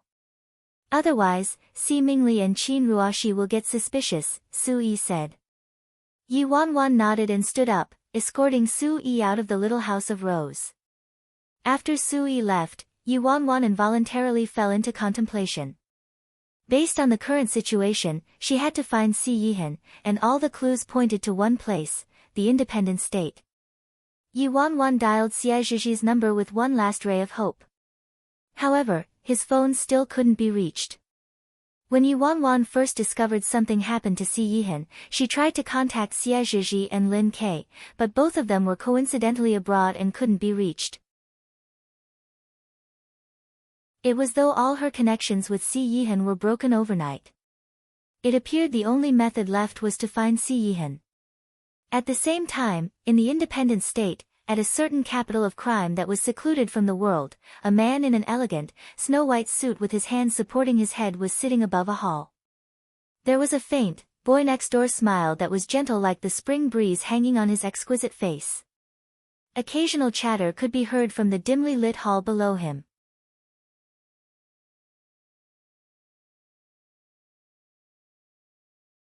Chapter 1264 Emperor Ji, the Fearless Alliance is growing more and more impudent. Several patrician families loyal to us were exterminated by the Fearless Alliance overnight without a chicken surviving. They're simply daring, a middle-aged man indignantly exclaimed as he looked at Emperor Ji. Another person echoed in agreement. That's right. Ever since the president of the Fearless Alliance went missing, the Fearless Alliance hasn't been as prosperous as before. If you consent, we can immediately wage war against the Fearless Alliance, Emperor Ji. Fearless Alliance, is it? An inexplicable smile lightly rose on the man's ethereal and exquisite face. His smiling face looked like it came from a painting and wielded an unworldly aura. He looked like he was harmless and unimposing, but no one dared to slight or ignore the man due to the superior aura that hung around him. After all, this person was the sovereign of Europe's entire underground syndicate and the heir of the Ji family, one of the four great clans of the independent state, Emperor Ji. Ji Xiuran. When Fearless Alliance was mentioned, the man's eyes dimmed, and he became absent-minded, as though he was lost in his thoughts and was reminiscing the past. Worryless, the man muttered gently. Emperor Ji. How should we deal with the Fearless Alliance? A certain man asked with a frown. Leave them be, the man said indifferently as he returned to reality. The middle-aged man was startled briefly before his expression shifted. Emperor Ji, several martial patrician families under me were exterminated by the Fearless Alliance. Forget about me. But I'm just afraid it'll humiliate you later. That's not so good, right? I said, leave them be. The man had a harmless smile, but it was precisely this smile that made the middle-aged man's heart pound wildly and cold sweat seep from his forehead. The man in front of them was a legendary character in the independent state and was the Emperor of underground Europe. He was young, but he established the underground rules of Europe with his own hands and became the emperor of the underworld in both name and reality. This signature smile might look harmless, but it was actually. Without any surprise, the middle-aged man kept silent as soon as he saw this scary smile. Sitting in this seat above them, the man reached underneath his jacket and took out an old photo. The photo looked aged but remained perfectly preserved. A moment later, Emperor Ji asked a woman with extremely stunning looks in the hall. "Is there news of the person I'm looking for?" "There isn't," the woman walked up and shook her head. "Emperor Ji," the woman gently placed her snow-white hand on the man's arm with adoration and reverence brimming from her face. "She's been gone for so many years already, and she had a child with another man. Why haven't you forgotten about her yet? Even we can't find her, so perhaps she's already dead." "Emperor Ji, why can't you see the people beside you?" The man's smiling gaze landed on the stunning woman in front of him. "Is the person beside me, you?" The woman looked joyful when she heard that. However, before she could say anything, the man grabbed her neck in a death grip. Her legs immediately left the ground. She was picked up by her neck and was hanging in the air. The woman grew extremely terrified as she fearfully stared at the man who still maintained his faint smile, but she didn't dare to struggle at all. Scram! The man flicked his arms slightly and tossed the woman into the air.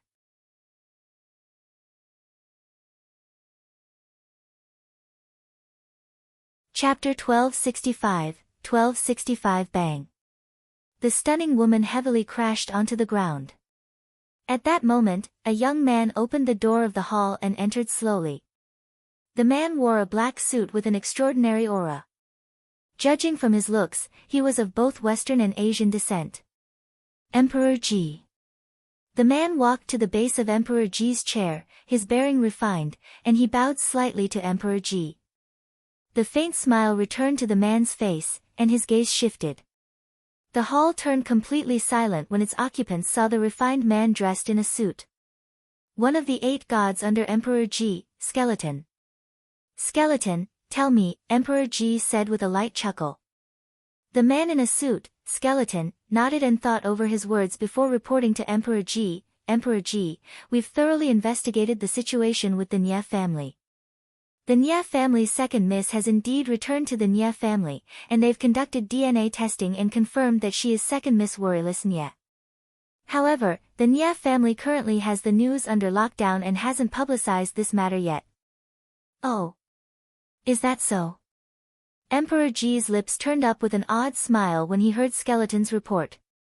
"Emperor Ji, since we've confirmed that Miss Worryless has returned, should we prepare to visit her?" Skeleton asked. "No need." Emperor Ji said dryly, "The genuine can't become fake, but the fake also can't become genuine." Skeleton's eyes turned icy. "Emperor Ji is saying that the second miss who showed up at the Nye family isn't the real Miss Worryless?" "Ha! Miss Worryless is Emperor Ji's fiancée, and you and Miss Worryless are childhood sweethearts, so you know Miss Worryless better than Patriarch Nye and Madame Nye. If that girl really is the real Miss Worryless, there's no way she would stay inside the Nye residence for so long," a certain higher-up said with a chuckle. Emperor Ji didn't respond to him and merely said with a smile, "How interesting. A fake Worryless appeared in the Nye family and could deceive the outstandingly intelligent Madame Nye. That third miss is probably the only one in the entire Nye family who is capable of doing this." Skeleton said, "Third miss of the Nye family, Nye Linglong, an orphan who Miss Worryless rescued from a patrician family when she was young.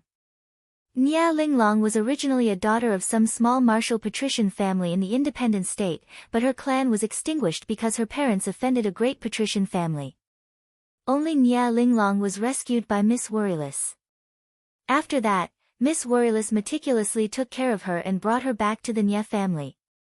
Madame Nye saw that she was well-behaved and clever, so Madame Nye took her in as an adopted daughter." "That's right." Ji Xiuran smiled with mockery in his eyes.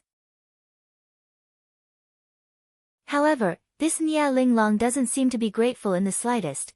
Although Nia Linglong became the third miss of the Nia family, she had to live in worryless shadows the entire time, so she probably became disloyal a long time ago out of greed. Emperor Ji, since it's like that, a certain higher-up's eyes resembled daggers.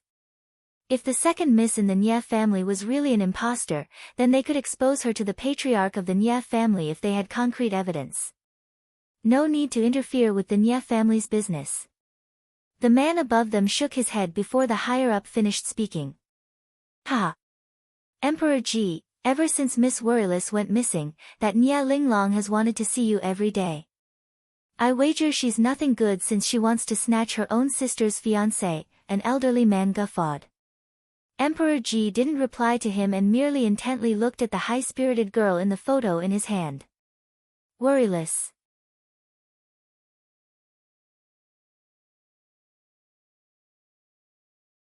Chapter 1266. At the same time, in China, Yi Wanwan told Heidi and his group to scout for news of Yi Xiaoting and Yi Mufan, so little Loli and Heidi left the little house of Rose early that morning and didn't return until noon.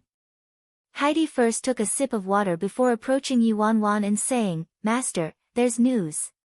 "What is it?" Yi Wanwan looked at Heidi. "Master, I have news about the people you asked about. I made many friends lately, and one of them happened to be responsible for this case.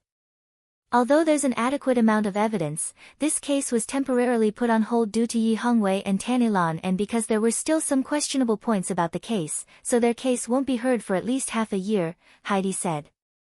Yi Wanwan was pensive when she heard that.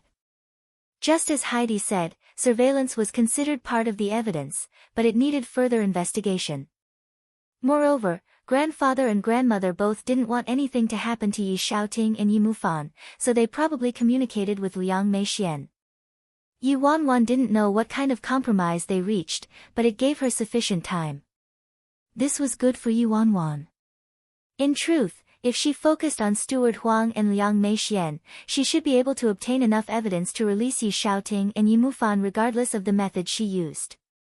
However, Steward Huang and Liang Meixian were very cautious and never slipped even when they were alone. It was completely unrealistic if she wanted to use normal methods to make Steward Huang and Liang Meixian admit they were the masterminds and hired hitmen to kill Yi Xiaoan. Thankfully, the hearing was delayed for half a year, so she still had time. However, it was inadvisable for her to continue following Liang Meixian and Steward Huang. If she inadvertently alerted them, she wouldn't be able to find an opening. She had to wait until the two of them relaxed completely. Currently, there was no room for her in both the Xi family and Yi family, so remaining in China wasn't a wise move. Otherwise, as soon as Xi Mingli was ready to target her, she might implicate her mother, Liang Wanjun. Leaving for a period of time was her best option. If she wanted to uncover her background and resolve the problems with the Xi and Yi families, she had to find Xi Yihan. And all of the clues pointed to one place, the independent state. "Master, how do you plan on handling this matter? Do you need us to do anything else?" Old Jiang asked Yi Wanwan. "Leave it be for now." Yi Wanwan was silent for a moment before saying, "I might have to leave for some time." "Leave?" The little Loli's eyes flashed. Where is Master going?" "The independent state." Yi Wanwan's eyes were determined. Currently, her father and brother were framed, the Xi family was under the control of Xi Mingli and Qin Ruoxi, and Xi Yihan went missing. There was no point for her to remain in China by herself. If she wanted to resolve everything, the only thing she could do was temporarily leaving China and heading to the independent state to look for Xi Yihan. Grandfather and grandmother were acting as deterrents for her father and brother, so Yi Wanwan wasn't too worried about them. They would just have to endure some mistreatment for now. After she found Xi Yihan and returned from the independent state, she would definitely take care of Steward Huang and Liang Meixian and ensure justice for Yi Xiaoting and Yi Mufan. Otherwise, she would barely be able to protect herself, let alone protecting them.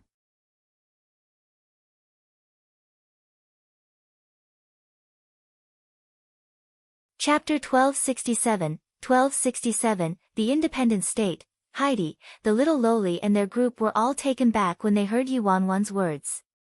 They naturally knew about the independent state, the haven for mercenaries and the golden place for martial arts. Master, we've always aspired to go to the independent state, but we never had the guts to go, Heidi said with a smile. The independent state had always been xenophobic. If outsiders entered the independent state without a permit, the consequences were unimaginable. Even if a person had a permit, it was extremely possible for a person to lose their life in a place like the independent state if they weren't careful. It was a nearly lawless place. Since the beginning of the independent state's existence, all the rules were established by the independent state's 4 great patrician families and the martial arts union. One of the laws was, the independent state doesn't permit anyone to bring modern weapons, whether small or big, like a gun into the independent state. If anyone is caught doing so, any resident of the independent state is allowed to beat the violator to death. In the independent state, carrying weapons was a form of humiliation to them. This was why most countries didn't interfere with the independent state. The independent state was considered its own independent world with its own laws. Moreover, laws that disallowed the carrying of guns and producing firearms weren't a threat to any country in the world, so there wasn't a single powerful country that wanted to conspire against the independent state. For example, if a few powerful countries wanted to eradicate the independent state, once the independent state was destroyed, all the martial art experts and patrician families would flood into other countries. At that point, without restraint from the independent state's rules, the displacement of the ancient, martial arts patrician families with immense backgrounds wouldn't be beneficial to any country. What was more frightening was that these ancient, martial arts patrician families wouldn't have to obey the independent state's laws anymore. The implications of allowing them to use guns and firearms were too horrible to imagine. Since the independent state existed until now without any regulations or provocation from other countries, it must have its own complete set of rules and system. Master, do you need us to accompany you? The little lowly asked Yuanwan. Yuanwan contemplated for a moment before shaking her head. No need this time. Heidi and old Jiang might have some knowledge about the independent state, but they had never been there. Yuanwan herself was clueless about the situation with the independent state, so having more people there would actually be a hindrance. They didn't say anything more upon seeing that Yuanwan didn't plan on bringing them. The independent state was an especially unique entity and was completely different from any country.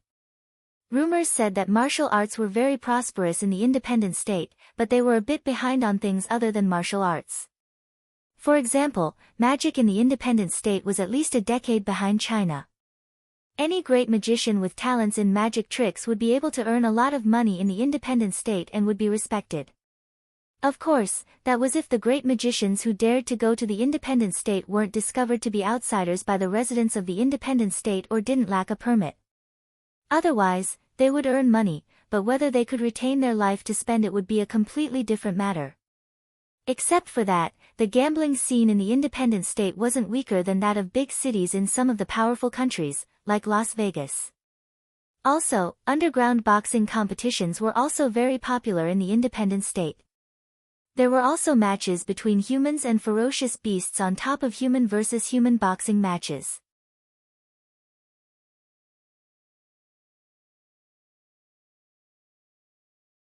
Chapter 1268 From Mr. Mu, Yuanwan learned that the independent state was different from anything else in the world. It was almost a dream world. Of course, to the majority of people, it was akin to an inferno hell. Whether it was heaven or hell depended on your status and identity. In reality, Yuanwan really wanted to see that enigmatic place for herself even if she didn't need to find Si Yihan. After deciding to go to the independent state, she originally wanted to ask nameless Nya and his group for help. However, all their numbers turned into blank numbers, and they seemed to have stopped using WeChat too. Yuanwan sent them many messages, but no one responded. Yuanwan felt a bit helpless. Nameless Nya and his group went back too soon. If they went slightly later, she could have tagged along. Going to the independent state wasn't an easy thing for her without the company of nameless Nya and his group. First of all, she was completely clueless about the method and path to go to the independent state. the independent state wasn't a public country. If ordinary people wanted to go to the independent state by themselves, it would be incredibly difficult. She had no idea what flights to take. Moreover, she heard that she had to have a visa permit when she was in the independent state. Otherwise, the outcome would be too horrible to contemplate if she was discovered without a permit by the martial arts union's search team. Of course, she also didn't have any better methods under the current circumstances, so she had to take a risk and head to the independent state anyway. The longer she delayed things, the more disadvantageous it would be for herself, Yi Xiaoting and Yi Mufan. Once Xi Mingli and Qin Ruoxi controlled the Xi family completely, they would start seeking retribution for their bad blood, and it wouldn't be beneficial for her at all to clash with them head-on. After contemplating it for a long time, Yi Wanwan ended up dialing Mr. Mu's number. "Miss Yi. Why do you want to go to the independent state?" Mu Suifeng sounded very astonished from the other end of the phone. "I'm sorry, I can't explain right now. I hope you can help me with this." In truth, the route to the independent state wasn't some large secret. It wasn't impossible for people who deliberately wanted to find out, it was just that outsiders didn't dare to trespass. It wasn't some significant matter for Mu Suifeng to tell Yi Wanwan the route to the independent state. In the end, under Yi Wanwan's request, Mu Suifeng told her the complicated route and repeatedly warned her not to travel to the independent state simply out of curiosity. After hanging up, Yi Wanwan looked at the route map she wrote on her notebook, and she felt her head aching. Aside from transferring a few flights, she also had to ride a ship. It would take at least several days for her to go from China to the independent state. However, her unease about this strange place abated as soon as she recalled that people familiar to her like nameless Nya and especially Tang Tang were in the independent state. Moreover, Si Yihan had to also be in some corner of the independent state right now. Yi Wanwan packed and settled things in the following few days and took care of her business in China. The company was on the right track already, so no big incidents would occur for the next little while with Han Xianyu and Fei Yang watching over things. As for Liang Wanjun, she kept her mother company for a few days so that Liang Wanjun wouldn't worry. She also told her mother that she would be going on a business trip for a while and told her to pay attention to her health, to not worry about Yi Xiaoting and Yi Mufan's case, and to wait for her to return. After taking care of everything, Yi Wanwan determinedly left Little House of Rose and headed to the airport.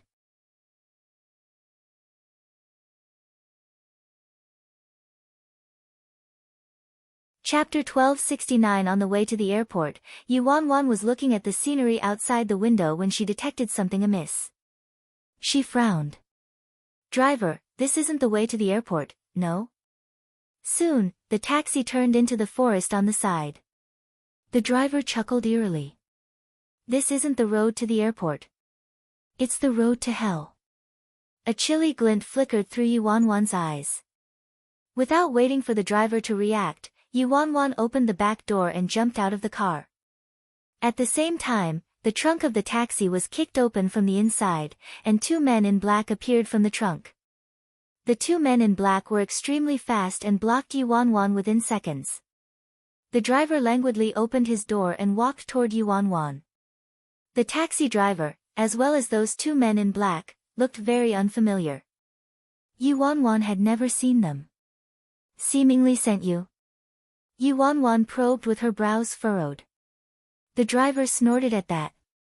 "Seemingly. I don't know him. It looks like you have quite a few enemies. Who are you?" Yi Wanwan constrained her emotions. "People who will reap your soul and steal your life." The driver snorted again and sent a look at the two men in black. The two men in black immediately nodded and walked toward Yi Wanwan together. Swish! One of the men in black's hands shot toward Yi Wanwan the second he got close. The wind from his attack arrived before the palm itself. The man in black was extremely fast and a fierce force accompanied his movements. Normal people wouldn't be able to block it at all. Even Yi Wanwan reflexively dodged backward and didn't dare to meet it head-on. A grumble was heard from the air in front of Yi Wanwan, making the strength behind the man's strike apparent. Yi Wanwan's gaze didn't drift from the man in black for the slightest second. The strength of these 3 people, including the driver, was unfathomable. They were countless times stronger than the other mercenaries she encountered earlier. These 3 people looked unfamiliar to Yuan. She had never seen them, and they didn't have any existing conflicts. At Xi Mingli and Qin Ruoxi's level, they probably couldn't command these 3 people even if they took over the Xi family. Also, from this driver's reaction, it didn't look like he knew Xi Mingli. Since they weren't sent by Xi Mingli and Qin Ruoxi, who sent them? Yuan had an abrupt realization that the mastermind behind the assassins she once encountered also wasn't Xi Mingli or Qin Ruoxi. Were these 3 people from the same group as those assassins? Before Yuan could think about anything else, the man in black attacked again. His speed this time was more astonishing than before. Yuan instinctively turned around to flee. The man in black was too strong, so there was no way she could defeat him if she fought him head-on, considering her current skills in martial arts. She would be beaten mercilessly. Huever, a figure walked around the corner before Yuan could take more than a few steps and she ran into the person. Feng Shuani. Yuan halted and looked at the person in front of her with surprise. It was none other than Feng Shuani. Feng Shuani first glanced at Yuan before dryly sweeping his eyes over the 3 people behind her. Long time no see, Feng Shuani greeted her with a light chuckle as he looked back at Yuan.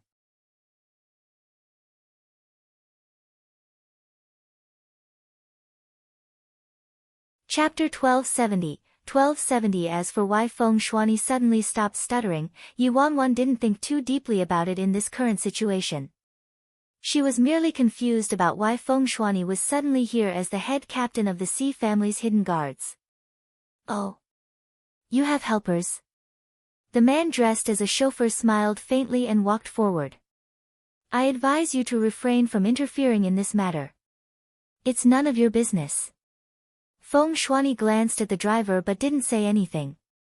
He took out a cigarette and lit it. A faint ring of smoke puffed out of his mouth. And? The driver didn't waste any more words. He stepped toward Feng Shuani and swung a fist at Feng Shuani's temples lightning fast. It would be difficult for talented martial artists to dodge this swift punch, let alone normal people. A hit to the temples would lead to death without a doubt. The driver was too fast, he was so fast that Yuan didn't have any time to react and could merely look at Feng Shuani anxiously. Boom! A loud boom like an explosive clap of thunder sent her eardrums reverberating with pain. To Yuan's disbelief, Feng Shuani lifted his right arm and without much visible movement, he caught the driver's punch. The driver assessed Feng Shuani with shock. The driver and the 2 men were all from a mercenary labor union from the independent state. Someone hired them to come to China to kill a woman with a large sum of money. Yuan was this woman. They didn't expect her to have such an expert by her side, however. The more they looked at this helper, the more familiar they found him, as though they'd seen him somewhere before. The other 2 men in black thought of something and looked at each other, realization surfacing in their eyes. Could it be you are? How's that possible? The driver called out in shock, his expression shifting. Feng Shuani was called Tartarus in the mercenary world. Rumors said he was the confidant of the legendary mercenary captain, nameless Nye. Who sent you here? The higher-ups of the Nye family or, Feng Shuani's voice was bone-chilling as he looked at the driver. However, the driver and the 2 men in black kept their lips sealed. Forget it if you won't tell me. Feng Shuani shrugged and turned to look at the dumbfounded Yuan. Where are you going? The airport, Yuan automatically replied. Why are you going to the airport? Forget it, go do your own thing, Feng Shuani said after taking another drag from his cigarette. What about you? Yuan asked with a furrow of her brows. These people were sent by Xi Mingli. I'll handle it, don't worry about it, Feng Shuani said. Xi Mingli? Yuan was startled. Were the driver and the 2 men in black really sent by Xi Mingli? However, Yuan wouldn't argue about it since Feng Shuani said that. Without waiting for Yi Wanwan to say anything else, a dagger appeared in Feng Shuani's hand out of nowhere. After a glint of the blade, the three people's necks were slashed open instantly and they collapsed on the ground like a mudslide as they breathed their last breaths. How weak. They could be anything but just had to be assassins, Feng Shuani dryly commented. Weak, Yi Wanwan's lips twitched. Those three people were immensely strong to her, but Feng Shuani called them weak. Was this still the little stutterer who kept haggling her and made her teach him a few moves back at the sea residence? Only then did Yi Wanwan realize. Feng Shuani hadn't stuttered at all.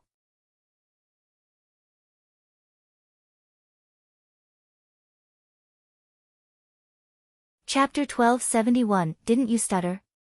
Yi Wanwan asked Feng Shuani with a frown. If Feng Shuani wasn't a stutterer, then why did he pretend to be a stutterer in the Sea family? And how could he explain his terrifying martial arts skills? I stutter. Feng Shuani looked at Yi Wanwan. I just cured it. My wage is $50,000 a month as the head captain of the Sea family's hidden guards, so isn't it easy to cure my stuttering? What about your martial arts skills then? Yi Wanwan asked.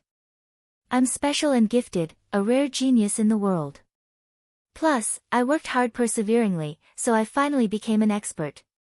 This is all very reasonable, right? Feng Shuani said after pondering it. Yi Wanwan's lips twitched at Feng Shuani's explanation. Couldn't he make up a better excuse? Why was it so full of holes? Do you think I'm an idiot? Yi Wanwan was speechless. I don't. I'm telling the truth. Feng Shuani took another drag. Feng Shuani's expression turned slightly off at Yi Wanwan's overwhelming suspicion. Without waiting for Yi Wanwan to say anything more, Feng Shuani hastily said, I'm the head captain of the Sea family, I don't have time to chat with you. I have an ongoing mission still, so I have to go back now. There's a lot of trouble on the outside lately, so don't run around needlessly. Feng Shuani escaped without a trace instantly. After Feng Shuani disappeared into the depths of the forest, he put out his cigarette, a chilly glint in his eyes. Those three people just now weren't assassins sent by Sea Mingli. They came from the independent state, and if he was correct, they might be related to that fake second miss. However, Feng Shuani still couldn't figure out how other people knew about Yi Wanwan's existence. Could it be that someone leaked the news out and let someone know Yi Wanwan was the second miss of the Nie family, so they acted upon it? Feng Shuani guessed that the higher-ups of the Nie family purposefully got someone to pretend to be the second miss, worryless Nie, and infiltrate the Nie family. They wanted to use the fake second miss to obtain some very tempting benefits. Second Miss Worryless Nie left the Nie family when she was young and rarely returned home, so she didn't see Madame Nie and the patriarch a lot. Moreover, Worryless Nie went missing for many years. A young woman would look very different from the little girl she once was, so it would be very difficult to identify Worryless Nie based on her looks, providing some people a chance to take advantage of this situation for personal gain. When Feng Shuani saw that assassins from the independent state specifically came to China from the independent state to assassinate Yi Wanwan, he knew this matter was extremely serious. Who leaked the news of Yi Wanwan being Worryless Nie? And who had they leaked it to? And who was it that had no scruples against taking Yi Wanwan's life all the way in China? Could it be? A figure surfaced in Feng Shuani's mind, causing his expression to darken. Before Feng Shuani thought too deeply about it, he suddenly recalled that Yi Wanwan said she was about to head to the airport. Shit! She can't possibly be going to the independent state, right? Feng Shuani's expression drastically changed. He stayed in China precisely to protect Yi Wanwan. There was clearly someone from the independent state who wanted Yi Wanwan's life, so if the mastermind discovered Yi Wanwan was in the independent state, she would truly be in a perilous situation from all sides. No one could protect her if anything happened. Yi Wanwan originally wanted to chase after Feng Shuani and interrogate him, but he was too fast and disappeared without a trace in an instant. Her pursuit was futile. Yi Wanwan had no choice but to turn around and head to the airport. There wasn't much time left before the boarding time for her flight, so she would have to wait until she returned from the independent state to find an answer for Feng Shuani's current state. When she arrived at the airport, her timing was perfect and Yi Wanwan successfully boarded the plane. You're tuning in to the Blissful Bookshelf YouTube channel. We're so grateful for your support, and don't forget to subscribe to join us on this incredible journey through captivating stories. Your generosity through donations truly makes a world of difference, as it's the primary source of revenue that allows me to expand and enhance this channel for you. Thank you from the bottom of my heart for being a part of this adventure.